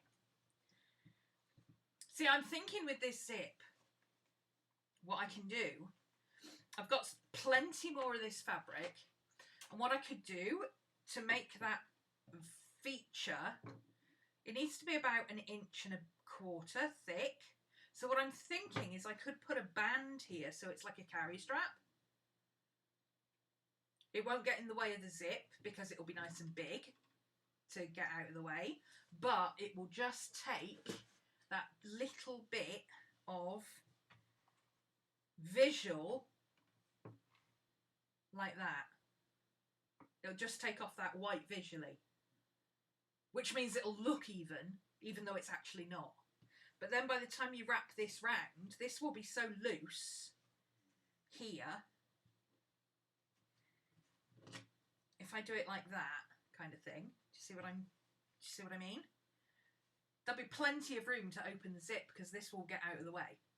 So I'm thinking I could do that, and then this will visually match, and you've got a little hook for your bag as well. It's a handle, it's a feature. It's a feature, it's not a mistake. Yeah?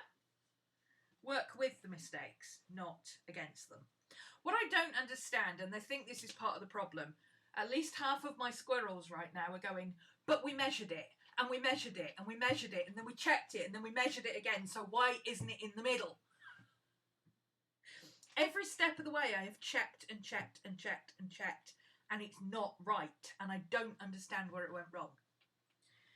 That's what's really bugging me. Measure twice, cut once. Except I measure twice and then I check it again. Because I can't guarantee that I'm going to get the same answer twice. But 3 times, if I get the same answer 3 times, then I'm good. Okay, so the next thing we do is fit this to this. And all we've got to do is make sure that we've got all the dark stuff on the inside. That's the hardest bit of this bit. Match up our dots.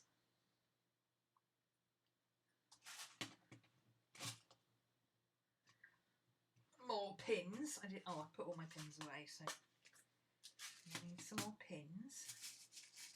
Plenty more pins. Okay, match up the insides.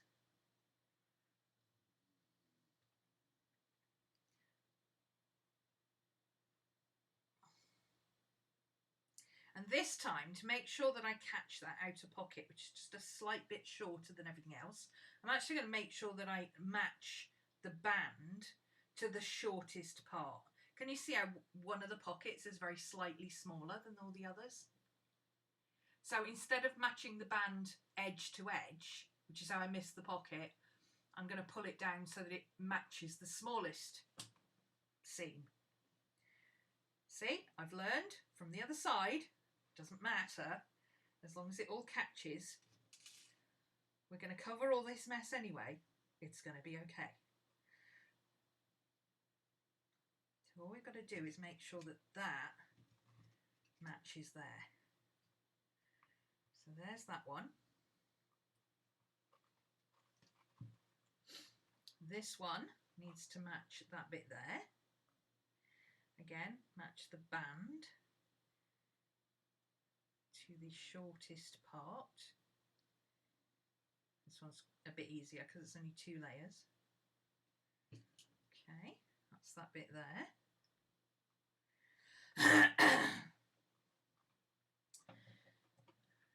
think the easiest way to do this is going to be if I find the middle of this bit, which is, oh, that seam there, and put it on the middle of this bit, which is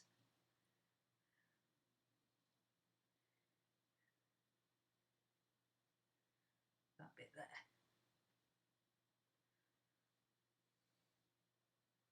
So I'm pinning the 4/4 this time instead of trying to do it half and half.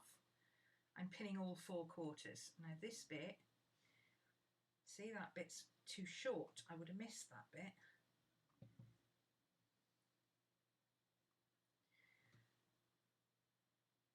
At some point, way back, somebody was doing this by hand, by candlelight, and they went, for God's sake, why don't we just cut notches and everything so it's easier to line it up?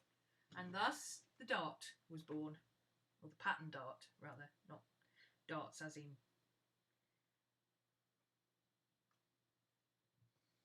corner pieces, but darts as in, you know what?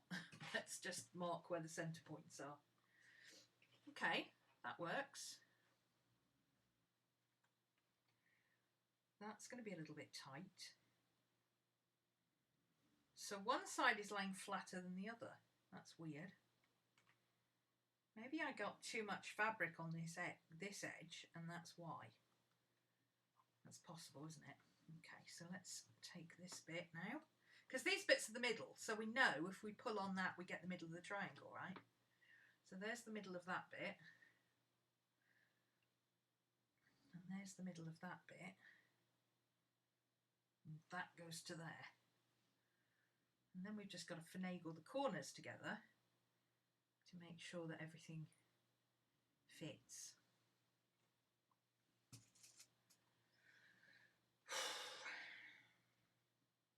In theory, this side should be easier to sew, but it doesn't feel like it's going to be easier to sew because I feel like I've got more fabric this side than I have this side, and I don't know why. I got another pin in there somewhere. Oh, it's that box pleat. The box pleat is sitting better than the others. That's why. That's what the thing is. So there's our answer. We do box pleats. So this bit is the easiest bit to adjust and overlap because this is already open. So I'm going to start here and sew from this part around.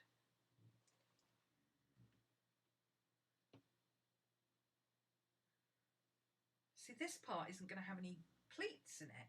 It's just going to fit. Oh yeah, it is. It's going to. Oh, it is going to have a pleat. Hang on. It's just not going to have a very big pleat. That's kind of weird. And then this side's got lots of pleats. So what the hell's going on there? You know what? I'm going to take this out and I'm going to double check it because this does not feel like it's in the middle. That feels like it's in the middle there. So are those right? Yeah, there's a good ½ inch difference. Maybe it's the seam allowance. Ah, maybe it's something to do with the seam allowance because she allowed ½ inch seams and I'm only allowing ¼ inch seams. So maybe there's a ½ inch somewhere that's a bit off. That feels like it fits better anyway, so let's turn it the other way around.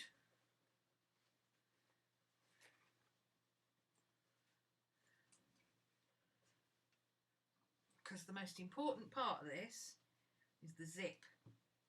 If the zip works right,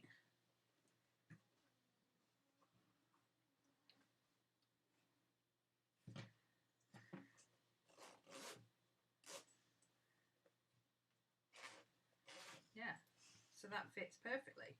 It's just not in the middle where it should be.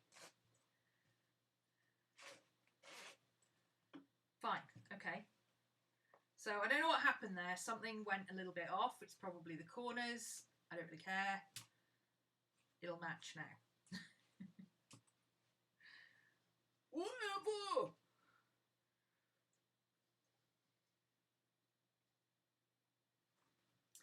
So I'm going to start on this edge here, making sure that all these bits are sewn in correctly. Here. So I'm not going to go all the way down here because I can stitch that at the end when I adjust this if I need to. So I'm going to start up here. Again, I want to leave myself a little bit of room so that I can say, hang on a minute, I need to get my fingers in there and adjust this. I think this is going to work if I can just get my sewing machine to not mess about with, you know what, I'm going to rethread it. Let's do that. Let's rethread it. Maybe something came unstuck somewhere that shouldn't have.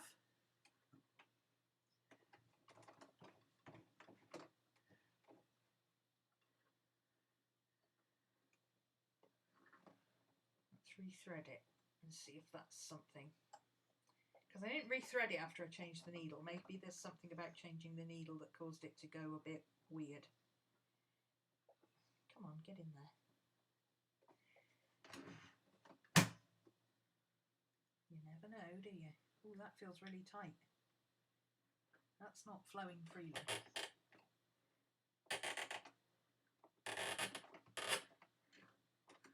That's too loose.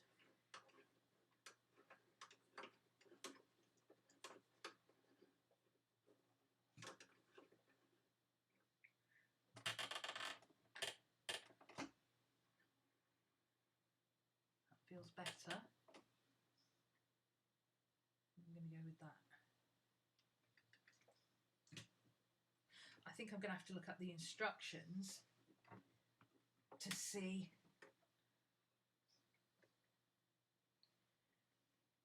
exactly what tension it recommends, because there's a table in the instructions somewhere that it recommends a certain tension for, like, cotton fabric, jean fabric, curtain fabric, and so on. So on.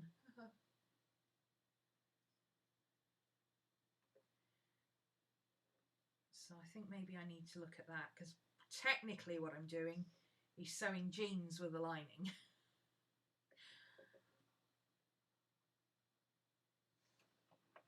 I also feel it would be a bit easier if all of the fabric was the same thickness. I think the fact that I've got several layers of thick fabric and then a layer of very thin fabric is not doing it any favours. Okay, that feels okay. Let's try that. Oh, we've sewn that side. We're sewing this side. Alrighty, let's go. So push it in and then pull it back across here. You can tell that none of the bits are stuck then.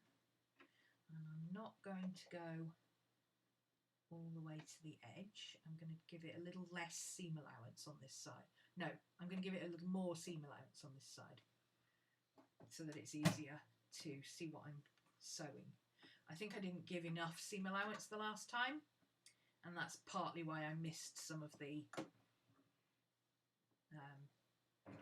stitching. It doesn't like doing reverse stitches. As soon as I do a reverse stitch, the tension starts going weird. Okay, I'm going to do it this way. Try box pleating it this time. I'm good with box pleats. You just make a point and then you flatten it down and there's your box pleat.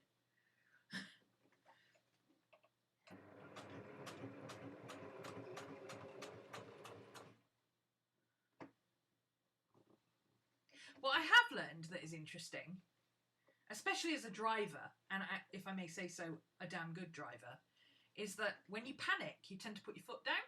Whereas when I'm driving, I would never just panic and put my foot down. That's not how it works. You slam on the brakes when you panic.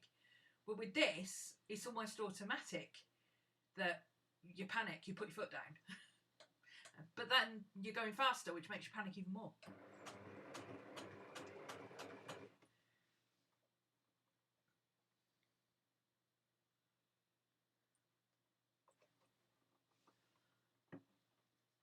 So, interesting dichotomy there. That's a big word for a Wednesday afternoon.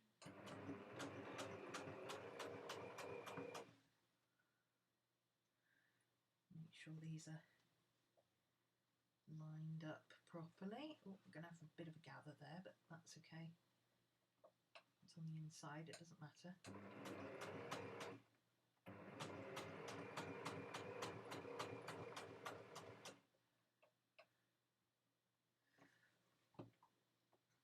Pin.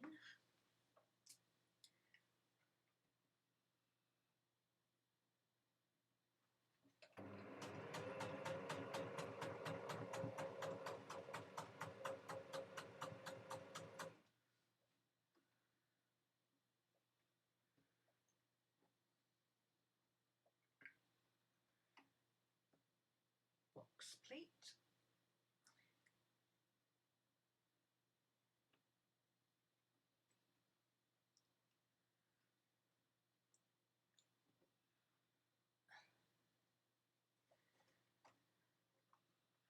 Oh, it's tricky with this heavy bit of zip. Oh, the zipper's there. Hang on. Let's move the zipper out of the way. So if it's past the foot, that should make things easier. There we go. That's better. Okay.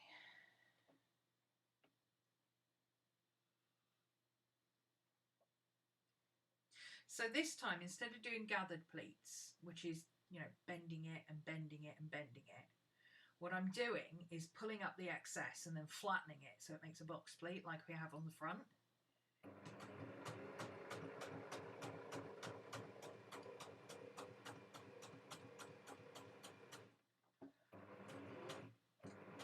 It seems to be a bit easier to make it fit around the corners that way.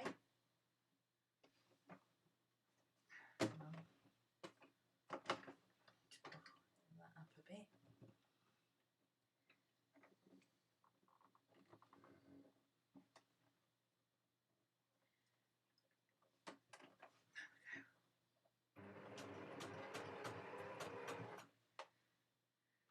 Where's this pin gone?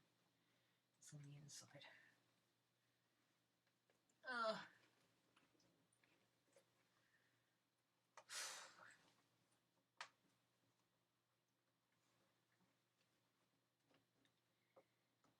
There's a pin there somewhere and I can't find it.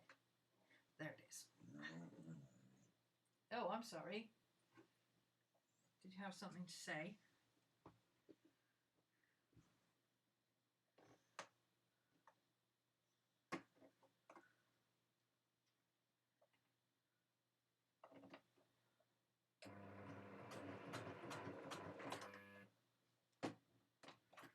Just done it again. Okay, let's walk it forward, see if that helps.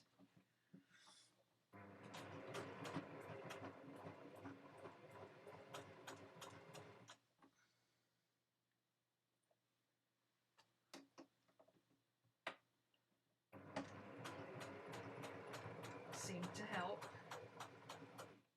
So here's the corner.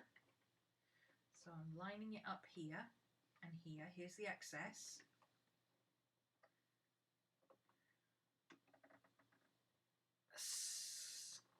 Fold it over and squish it down.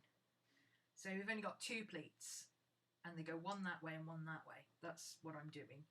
Hopefully you can see that. I'll try and show you again in a minute.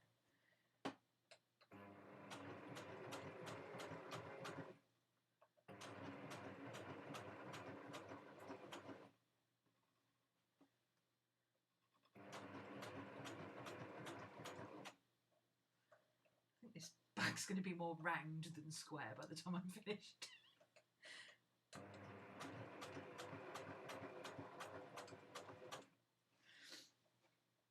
You know what I would actually do? In fact, what I will do when I do mine, I'm going to make square corners. Because square corners are so much easier to sew and so much easier to fit. Rounded corners are really hard.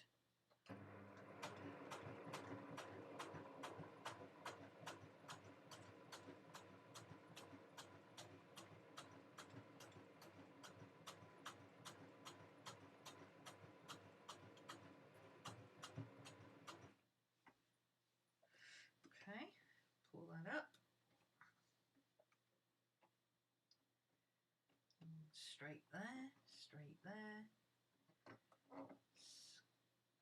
Squish it down.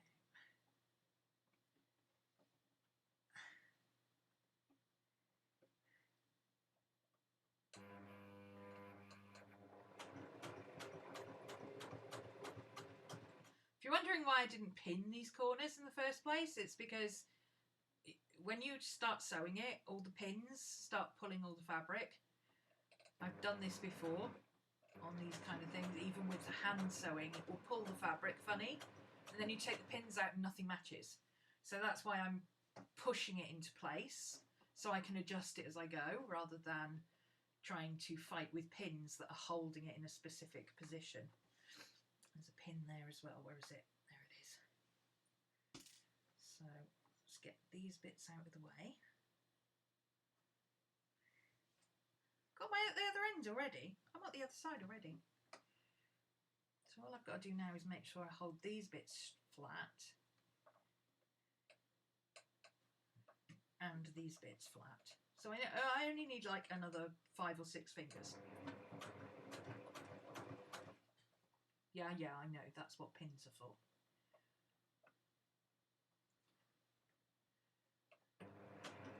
But if you'd ever seen your gran quilting and seen her have a piece of the end of a pin, not the end of a pin, the end of a needle, fly up and hit her glasses and leave a dent in them, you'd know why we don't sew over pins.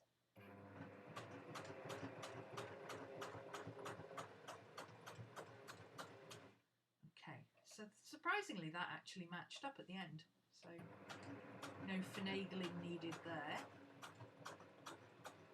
So this is where I started. I'm going to come back up over that seam because that's the weakest point. Reverse. Nope.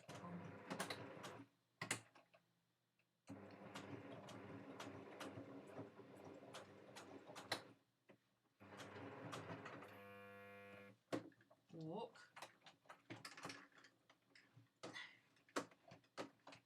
That's where it's getting stuck after I reverse. See, there's thread stuck underneath now after I reversed. Am I doing something wrong with my reversing? Maybe that's the issue. There's going to be loops under here now. Yeah. Loop-de-freaking loop. All over the place. Come on, get off. Get off!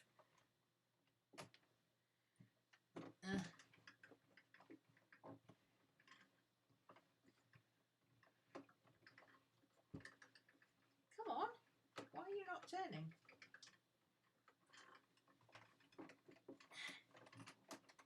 You're just sticking. Why are you just sticking?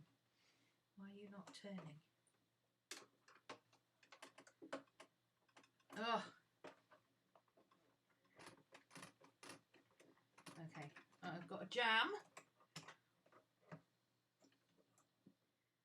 I think the bobbin's gone a bit funny somewhere along the line because it's come out of there.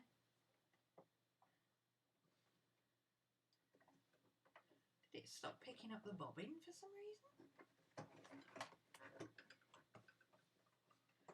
Oh, come on. Stupid bloody thing.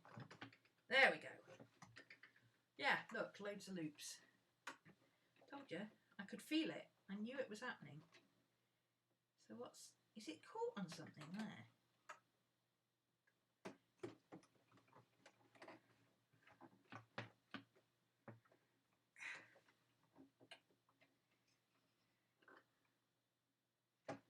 That's the loose bit. So what's that caught on?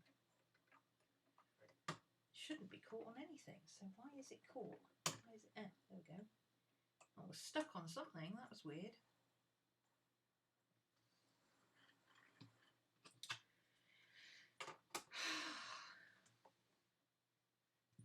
And we were doing so well up to that point. But it's okay. It just means there's going to be some of those weird loopy bits to get rid of again. But again, it's going to be under the... See? We got some weird loopy bits there. It's where I did the reverse. Am I doing something wrong with my reverse? I mean, when I see other people doing reverse, they just sew and they hit reverse and then they sew and they don't even stop. Maybe that's what I'm doing wrong. Maybe I'm stopping and I shouldn't be. But it's okay. We'll just cut all these off. They're nice and secure, so nothing's going to come loose. That one's too long. Pull that one out.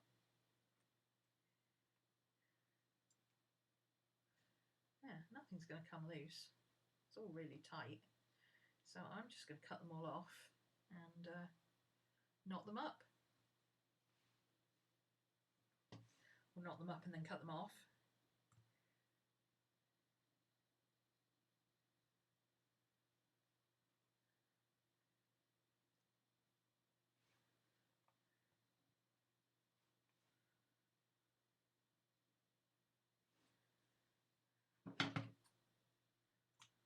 That loop.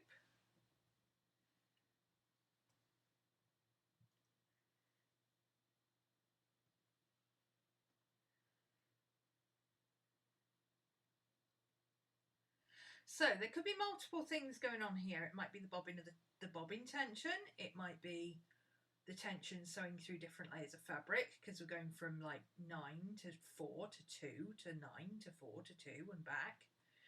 It could be the fact that the bobbin thread and the actual thread are not the same thickness quite, but I don't think that's the case, because when we started we had it on level 4 and it sewed perfectly.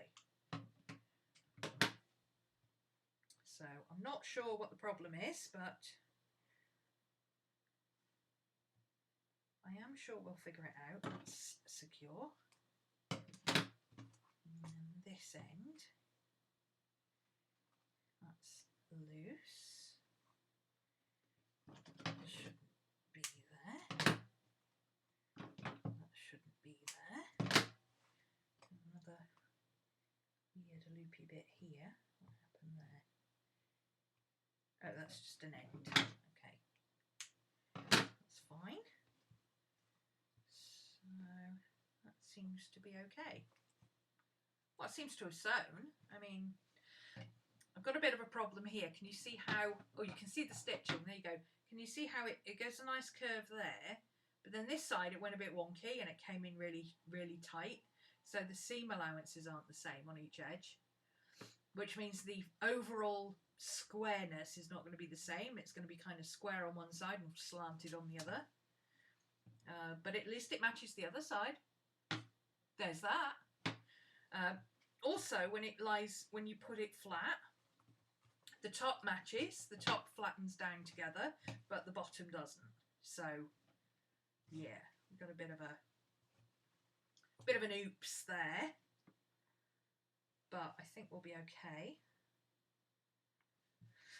Let's turn it inside out and see what it looks like, shall we?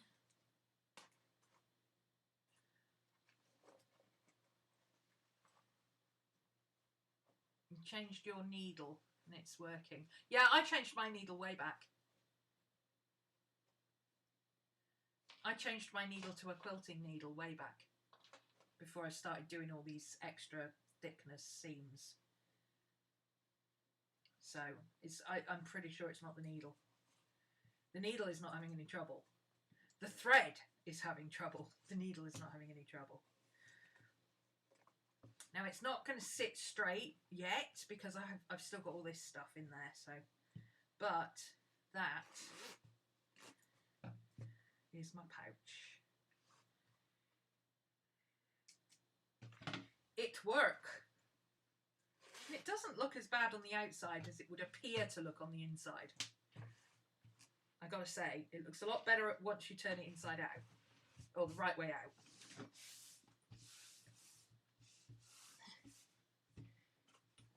But it doesn't have to look neat on the inside, it's not embroidery. And actually, the shape of the seams, I mean, yeah, you can tell that this is a little bit more rounded because there's more bottom here, but I think once you've got it full, it's not going to matter. Once you've got some stuff in it, I don't think it'll make any difference, in all honesty, because the stuff will push it out to where it's supposed to be. I Harry Potter wand. Still waiting for another coat. Haven't got round to that yet. That's one of my not finished projects for the end of the month. Yeah, once you've got stuff in it, it's not going to matter. Hell yeah! It could be better. This corner is terrible. That's the first corner I did, and that corner is terrible.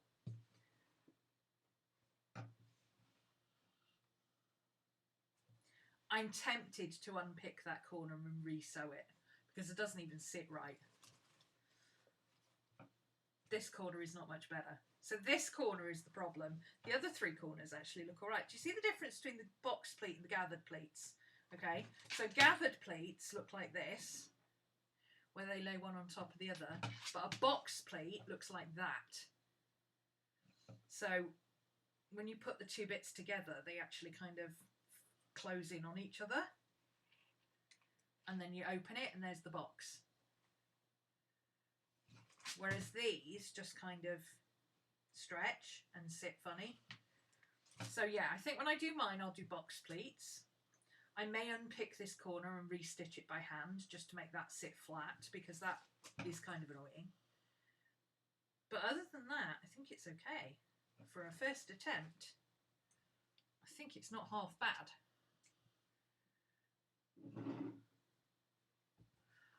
I don't think it's quite up to the quality that I would give it to somebody else. But, well, that's not true. It's not that I would say, you know, I wouldn't in any way try and sell something of this quality. This is terrible quality to try and sell. I would happily use it myself, and I would happily give it to somebody who I know would appreciate it and not actually care that it's completely wonky. So it will still be going to Courtney, I think, but she will probably give it to her daughter, who will not care that it's wonky. She'll just say, ooh, Auntie Ro made me a pencil case and it's cool and it's pink. Not that I'm suggesting Courtney would bother about it being wonky, but it would bug her that it's wonky. Not because it's a criticism, just because things wouldn't fit properly. If that makes sense. Does that make sense? I'm not suggesting that Courtney would in any way go, I'm not going to use that, it's crap. She just, things wouldn't fit properly because it's not quite square, and that would annoy her. She'd get frustrated with not being able to fit things in pockets where she thought they would go, which is probably what would happen to me. But I don't think Boo would care because she's like 8, and she'll just go, I'm going to pick up pink pencil case. But anyway, I'm just going to send it to Courtney and say, do whatever you want with it. If you don't like it, throw it in the bin. Give it to your daughter, whatever you want to do. I don't care. But it's kind of cool. Look at this. So I mustn't take that one out. So let's take these out. Let's take the knots off this one. And this one. But I mustn't take the one out where the zip is because I've got to hand sew that. Actually, now it's all sewn on both sides, I might be able to machine stitch it, but we'll see. It's caught in the seams in some places, so it's just a tiny bit tricky to get it pulled out. When you buy something and it's got funny coloured, like these bits of seams, you've got a little black bit of thread hanging out or something, that's where it's been basted. And it's just where it's been sewn into the seam and you can't get the seam, get it out because it's locked in. That's all it is. Come on.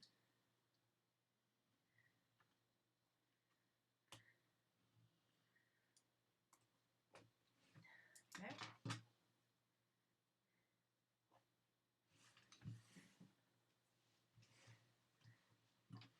So I can take, oh, shouldn't I have a, oh, I didn't put a stitch on that one. Thought I did. So these are just tacking stitches that I put to hold the outside box pleats to make sure that they stayed neat. See how they're nice and flat there, and they're nice and flat here. I I think that's what I might do with the... You're going to sew yours by hand. I would sew the pockets and stuff. I think next time I will sew the pockets and stuff by hand, by machine. But putting on this band, I think it would be a lot easier to put it on by hand, maybe even baste it into place first, and then sew it. So I would tack it by hand first and then sew it, because I think that would work much better. It's a bit of a pig, and it's not even the corners, actually. Everybody warned me, oh, those corners are awful. The corners are tricky, yes, but they're not horrendous. It's actually getting the band length to fit the rest of it. Probably wouldn't put a zipper on it. Oh no, well, the whole point of a pouch for me is to have a zipper on it, so. I'm just trying to pull these stitches out without catching it on the cotton.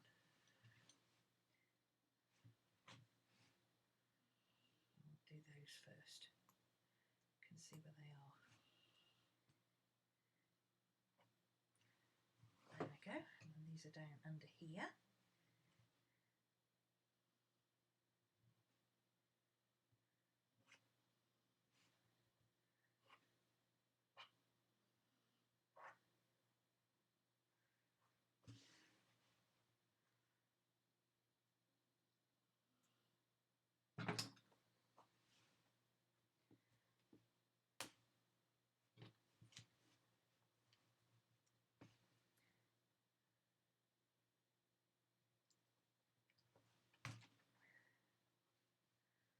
There we go.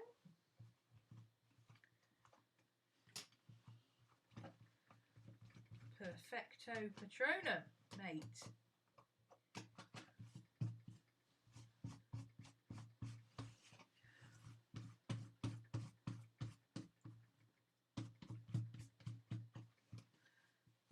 I don't know why I'm bothering to try and get all these bits off. They're just going to keep coming off until I sew the edges. But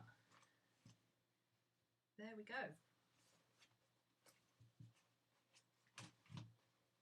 Pocket, pocket, pocket, pocket, pocket, pocket, bucket, bucket. I like that this one sits flat and this one kind of comes out a bit. That works for me because something squarish would fit in there well. Like I think my HP printer actually would fit in there really well. Whereas this, you might want to put something a bit bulkier, like, I don't know, maybe that. Yeah, that would fit. And it doesn't matter that it's bulky. I like that. This is cool. So now let's have a look. Yeah, mustn't undo that bit. So let's have a look at the inside. I think I've still got some basting stitches on the inside.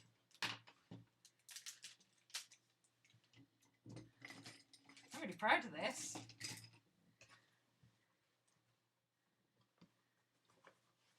Yep. A couple of basting stitches there. Whoops.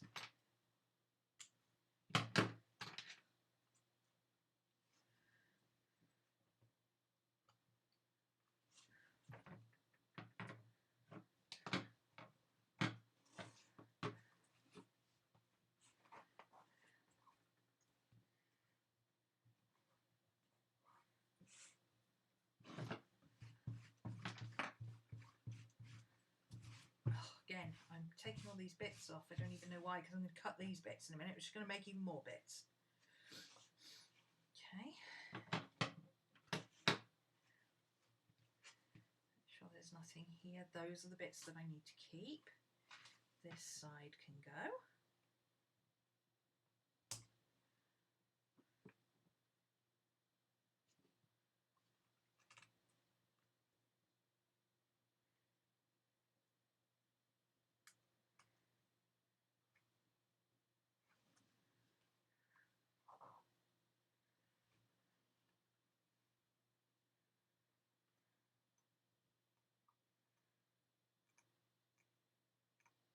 Yeah, tacking the corners on the band and the case is the way to go.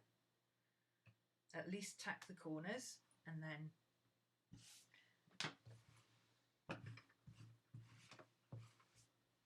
so this bit's a bit of a mess, but it's all going to get covered up, so that's okay. It's going to get covered up, doesn't matter. If it's not going to get covered up, I have to live with it. Okay, where's my pinking shears? So what we're going to do is just go around all the edges. This is okay, this is a good edge. So I'm just going to neaten up the bits. See, this is too big. This needs cutting off.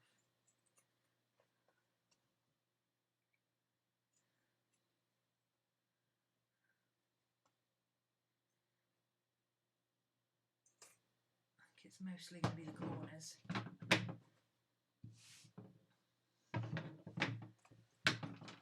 And then this needs...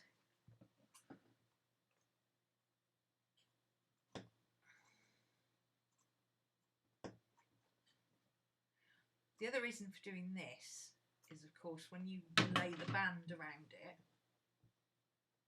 So let's say this is your band. What you want is for these bits to crisscross like that, so that you can put the band around the corner, like that, and it'll so much easier. So that's why I'm cutting these things into the corners. You should only need 3 maximum. And you don't want to go all the way to the seam, obviously.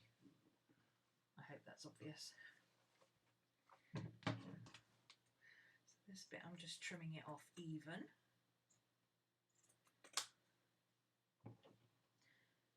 Shouldn't have this problem the next time. If I based this bit in the first place, it shouldn't be a problem. Make sure you're holding the back out of the way, because you don't want to accidentally cut through something.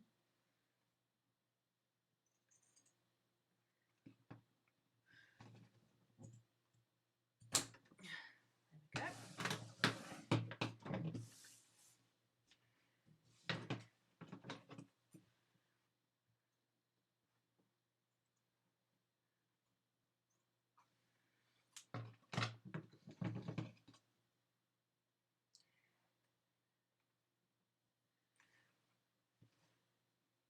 This corner, it's just that bit, so I'm just going to trim that off. This is the corner I cut to show you about felling.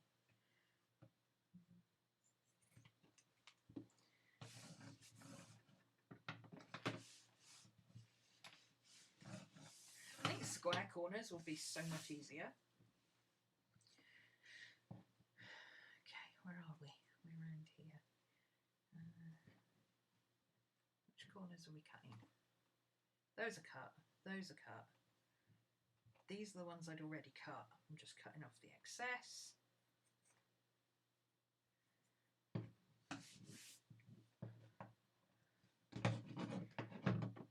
One doesn't go all the way down now.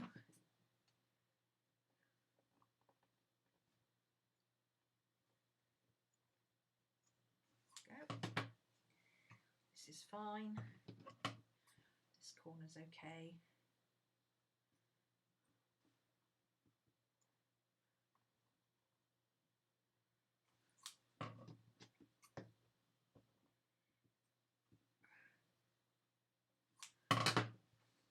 Go, that's that side.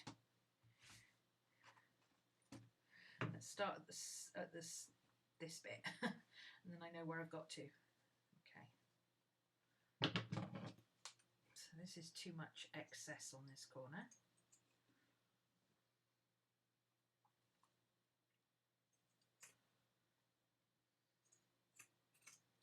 I'm watching the back as well to make sure I don't go too far down at the back or anything.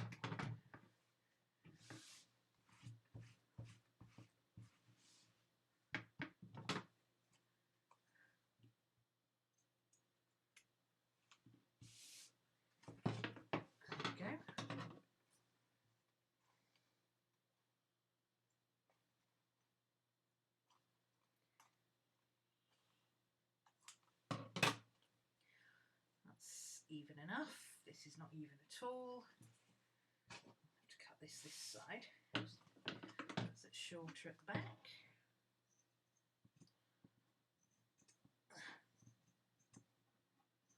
Ah, so many layers of fabric to cut through. There we go.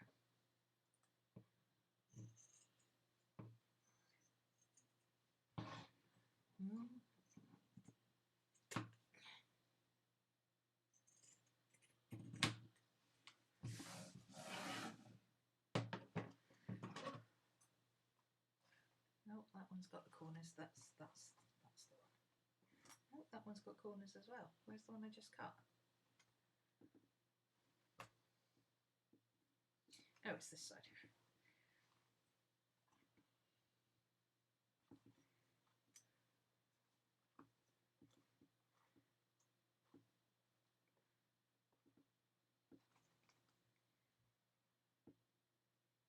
Maddie just snored and farted at the same time. Okay, that looks alright. That looks alright. This is okay. Just needs cutting in a bit there.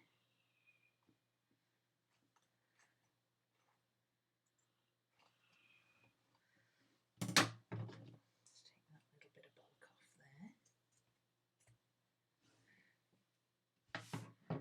Okay. La-di-da, la-di-da. This is a complete and utter pig's ear. Let's do this side.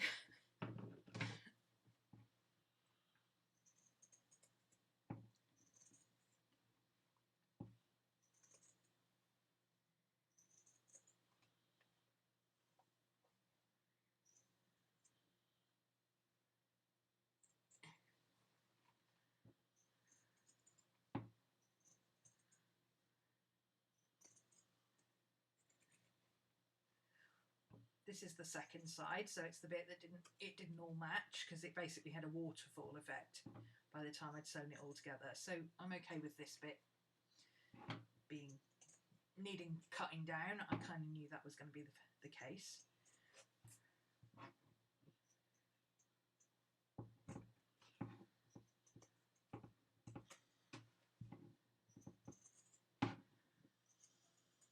It's less cutting down, it's more cutting all the layers to fit the shortest layer, if that makes sense.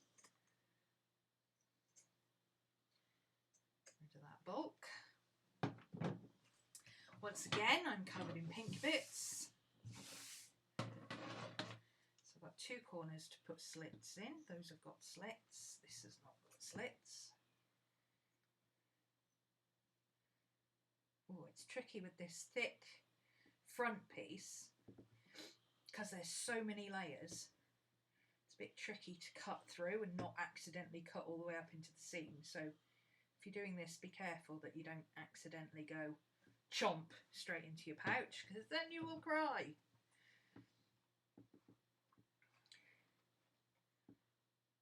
It would help if my scissors were actually sharp at the end, but they're not. They're only sharp at the bit at the top. If they were sharp here, I could just go snip.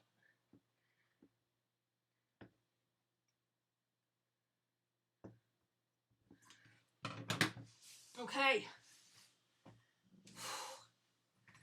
Done. Dun, da, dun, dun, dun.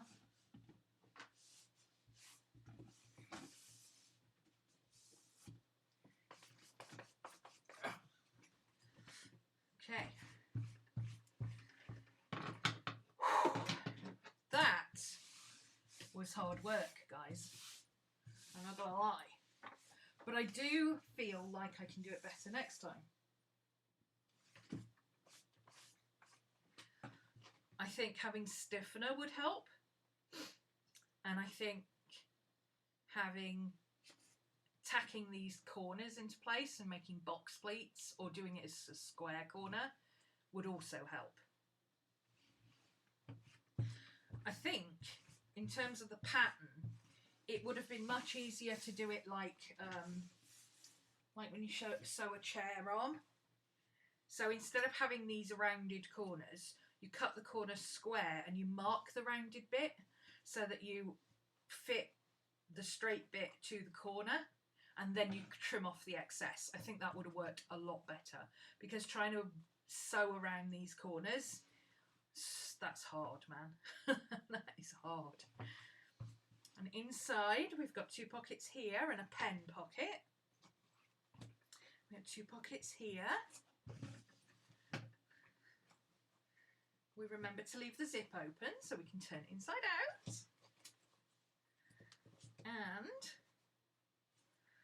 I think once we roll all the seams, it's gonna look all right. It's gonna look okay.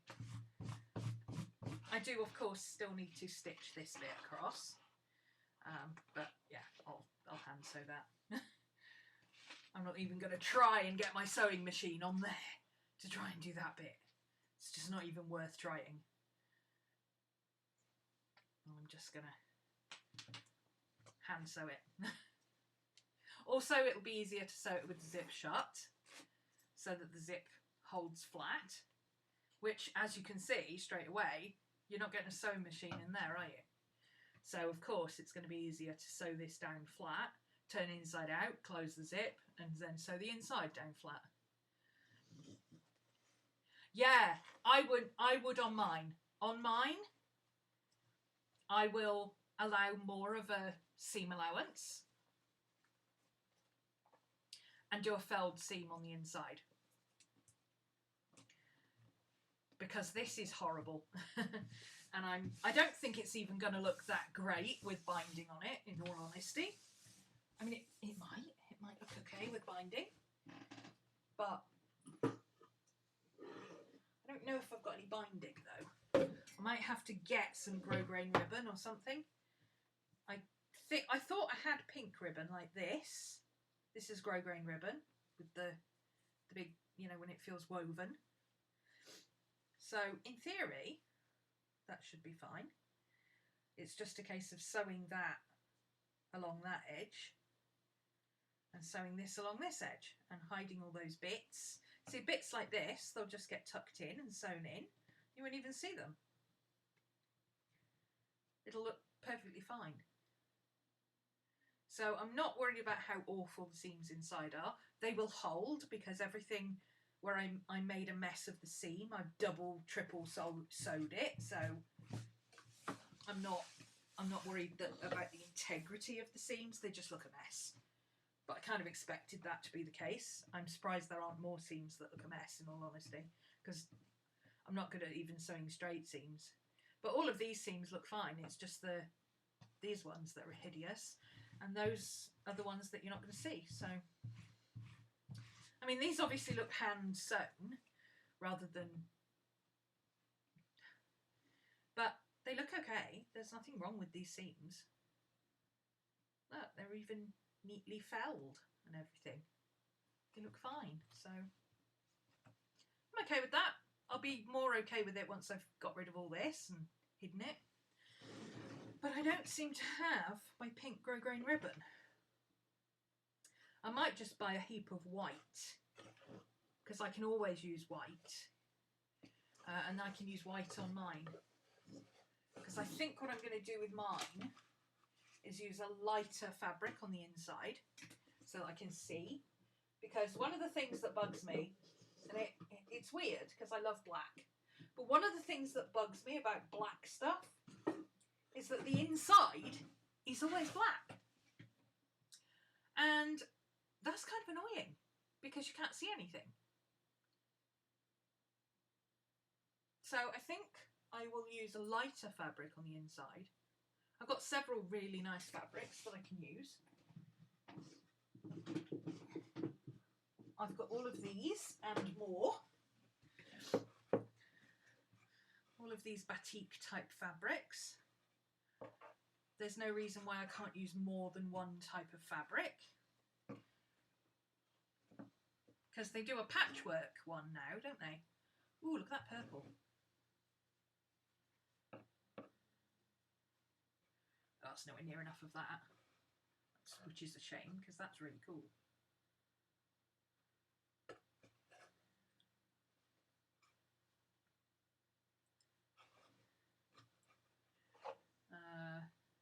that's nasty and insipid. I don't want to use that.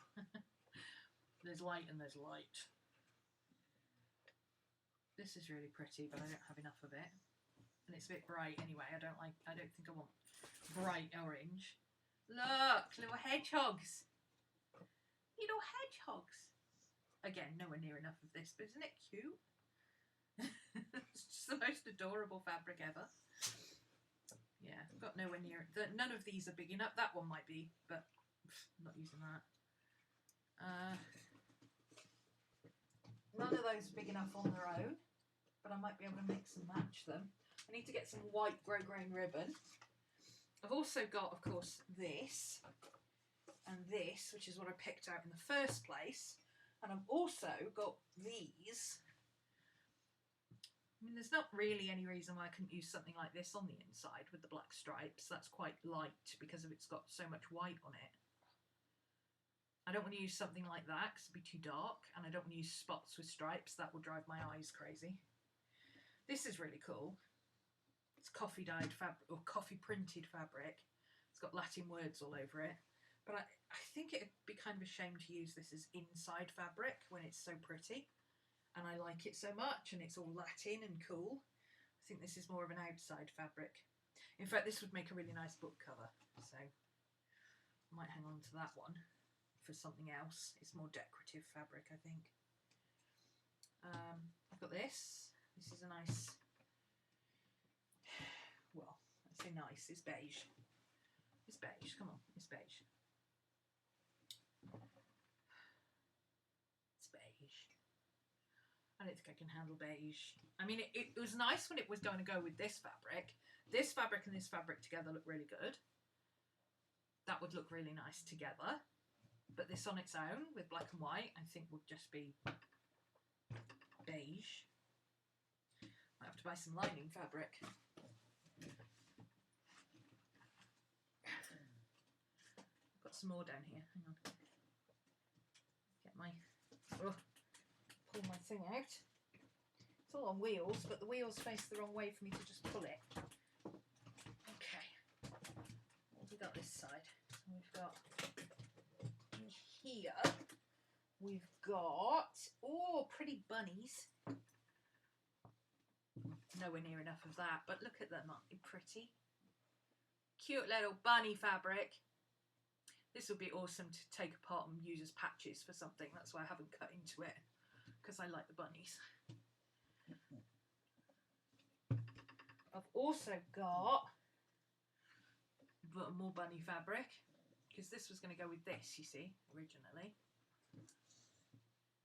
What else have I got? I've got this fleecy fox fabric that I'm going to turn into a cushion. It's exactly the right size for a pillow cover. And it's so soft. And it's got crazy foxes all over it. They're gorgeous. And why can't I get the crazy foxes to be the right way up? Crazy foxes do not want to be on camera the right way up. There we go. It's exactly the right size for a pillow, so eventually I'll get around to doing that.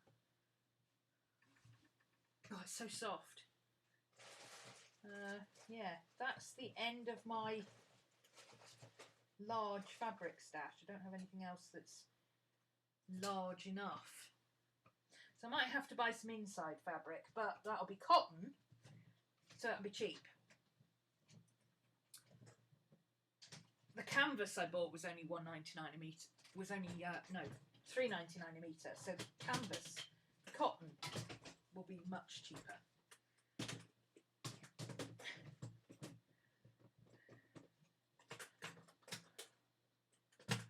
Or I can MacGyver it together from all the different colours I've got.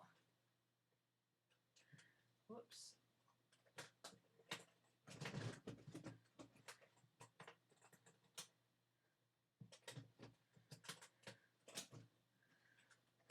Why are my locks not lining up? Ah, there we go.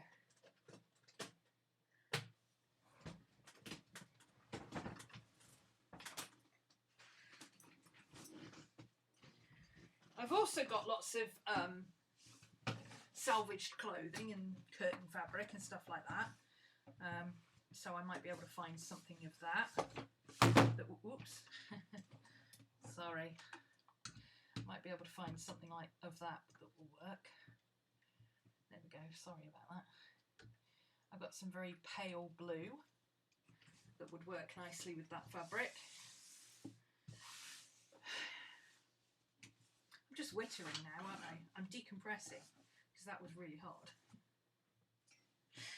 Ugh, I'm going to leave it inside out now. No, I'm not. I'm going to turn it the right way around again because I need to take a photo.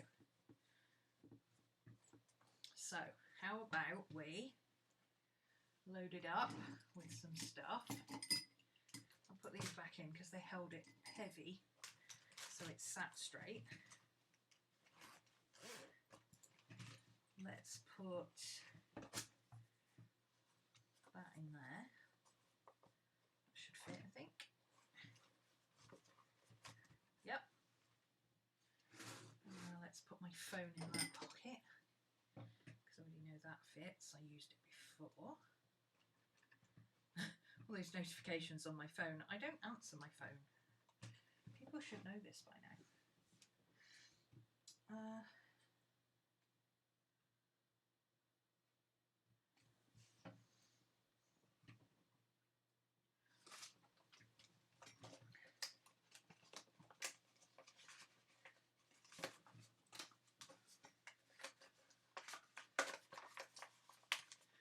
fold that out.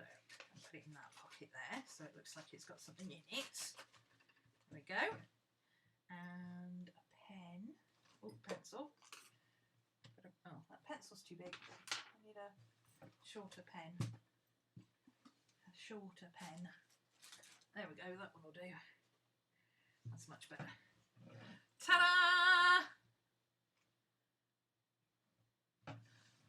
It's not great, but it's good enough. That's what I'm going to say about it. It's not great, but it's good enough.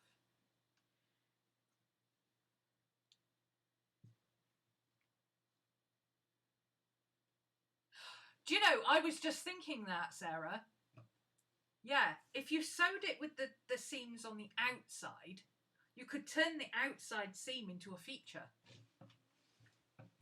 and actually do a contrasting ribbon or something, and like make the ribbon or bias or whatever you do on the outside match the internal fabric or something like that, and make it look like it's supposed to be like that.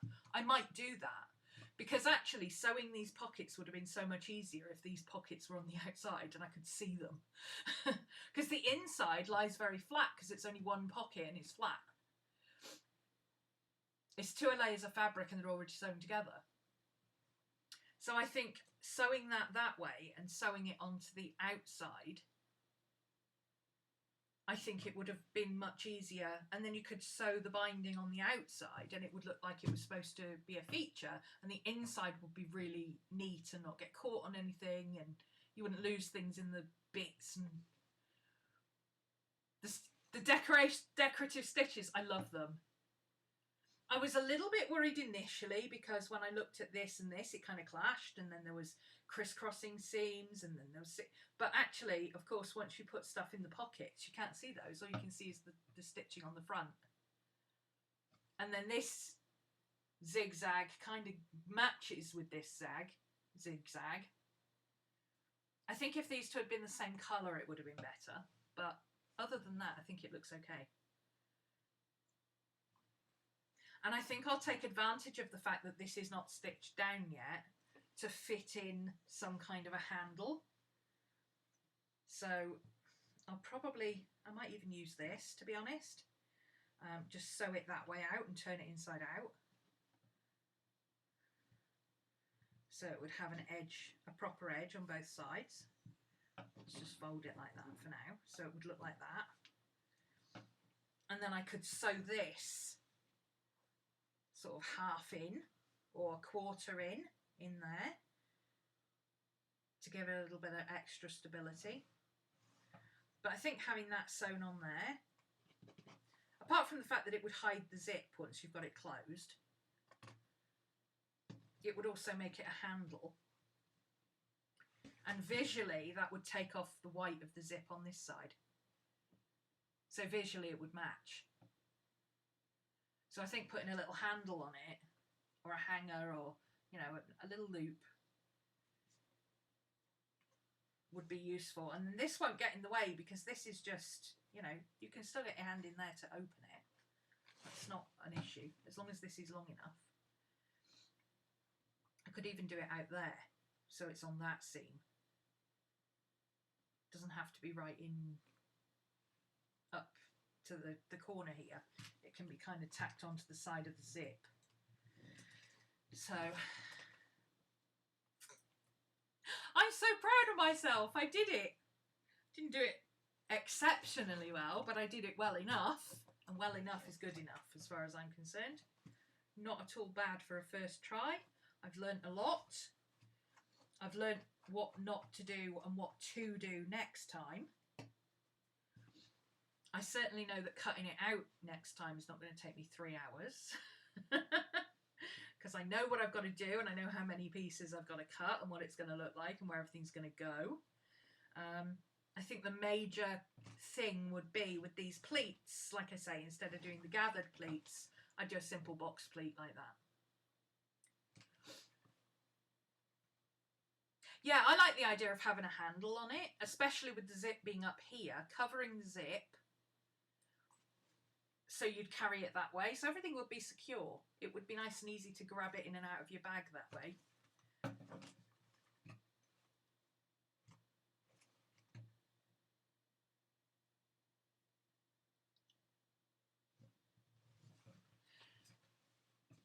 For a novice machine sewer and doing a pouch for the first time, you've done really well. Thank you.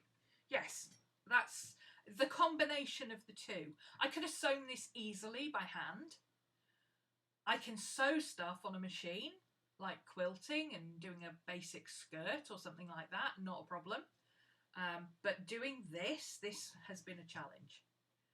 And I'm pleased that I've managed it. Of course, if I've got my phone in there, I can't actually take a photo. Let me put something out. Oh, I've got a little box of candles here. That will fit.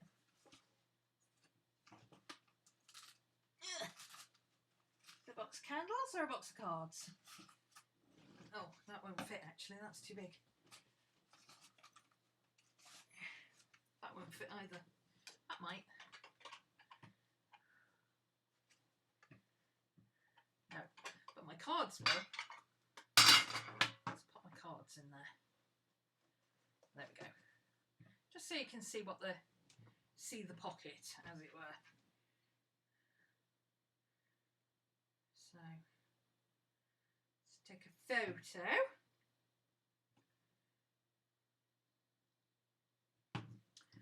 Let's put that behind it because that's a very busy background. There we go, that's better. Beauty shot.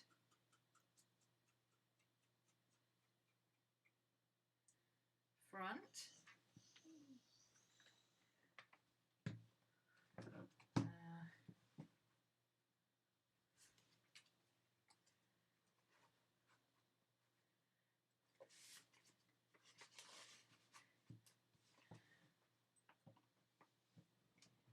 Back. Let's test it for size actually. This is an A5 pad. A5 doesn't fit, but B5 would. A5 would fit that way, so B5 or A6 would fit perfectly. So, yeah, let's just take a sheet of that. Oh, now I've got a craft a lunch about to happen here. Oh, let's not fold that one in half. That's a painting. I haven't put that up in my shop yet. I probably should.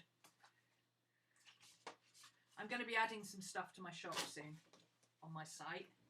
So if you've been waiting for paintings to go up or go back up because Ning is no longer there, they're going to be going up soon. I've been waiting for some decent sunlight.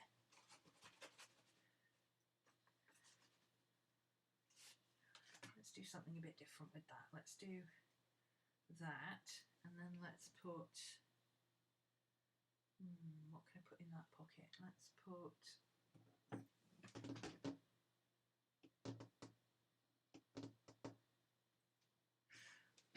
Let's put a pen. And a pen. And these might be too big. Yeah, far too big. My little scissors would work better, but I don't have them offhand. Let's grab, oh, those will do. There you go.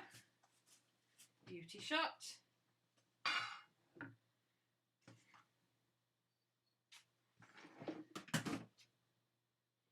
Hi, baby. Maddie's awake. Maddie's awake, everybody. Maddie needs belly rubs.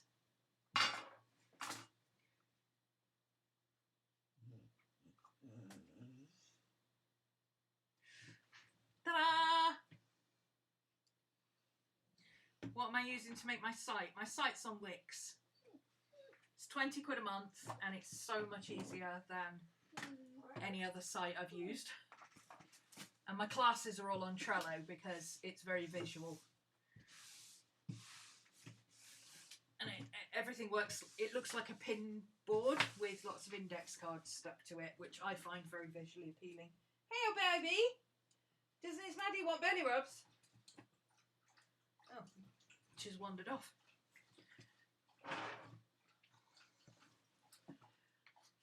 Happy with your paintings? Yeah, Risha owns, actually she owns one of the ones that's going to go up as a printable, which is my panda. Her panda, rather, and the hourglasses. And I've also got Aurora original, this one original, and both of those printables. Printables are going to go up as pre-orders because I've got to pre-order some and then get them printed and then send them out. So my sprocket is way over there. But my sprocket will fit because my phone fits. My sprocket is exactly the same size as my phone. It's just a little bit shorter. So my sprocket will fit in there easily. So pretty happy. Pretty happy. So can a beginner sew a Delfonics pouch? Yes, we can. And second time, we'll do it even better. So I will make the second pouch, the second little one, do a few revisions, use it as a trial run for the bigger one, and then I'll make the bigger one with you guys again so that you can see the difference between making the small pattern and making the big one. The big difference is that you have to add an extra bit to the pattern. So that's going to be interesting because we have to work out where we have to add the extra bits.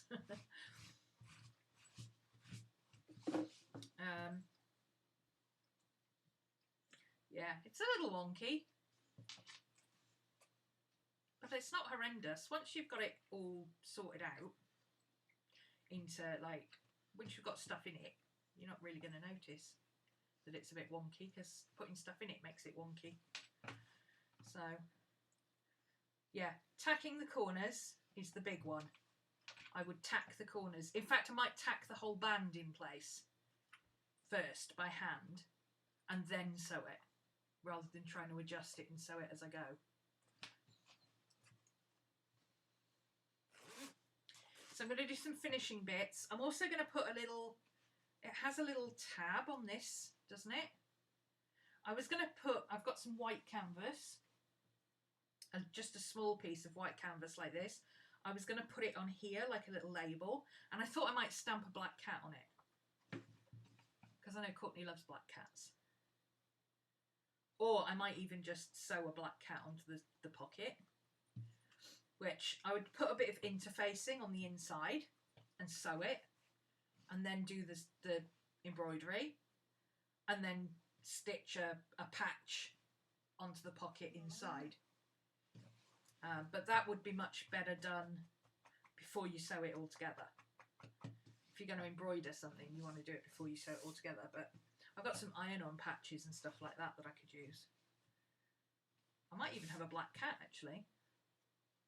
Or a white cat. White cat would look good with the white zip. Ah! So, there we go. I'm done. I'm done. I'm finished. Shut up. Don't shout at me. I'm done and finished. Ta-da.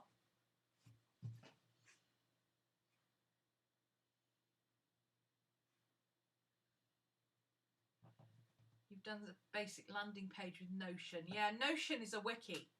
It's not a website. It's a content management system. It's not a website. Wix is very, very intuitive.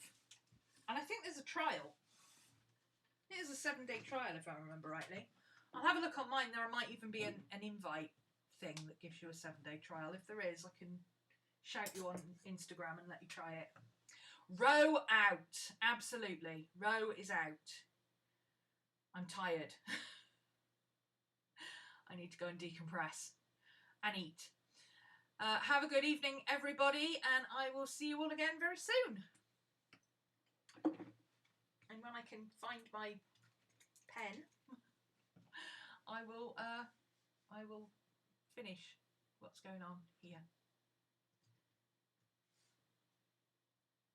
Yeah, there we go. All right, thanks for joining me, guys. See you again soon. Bye.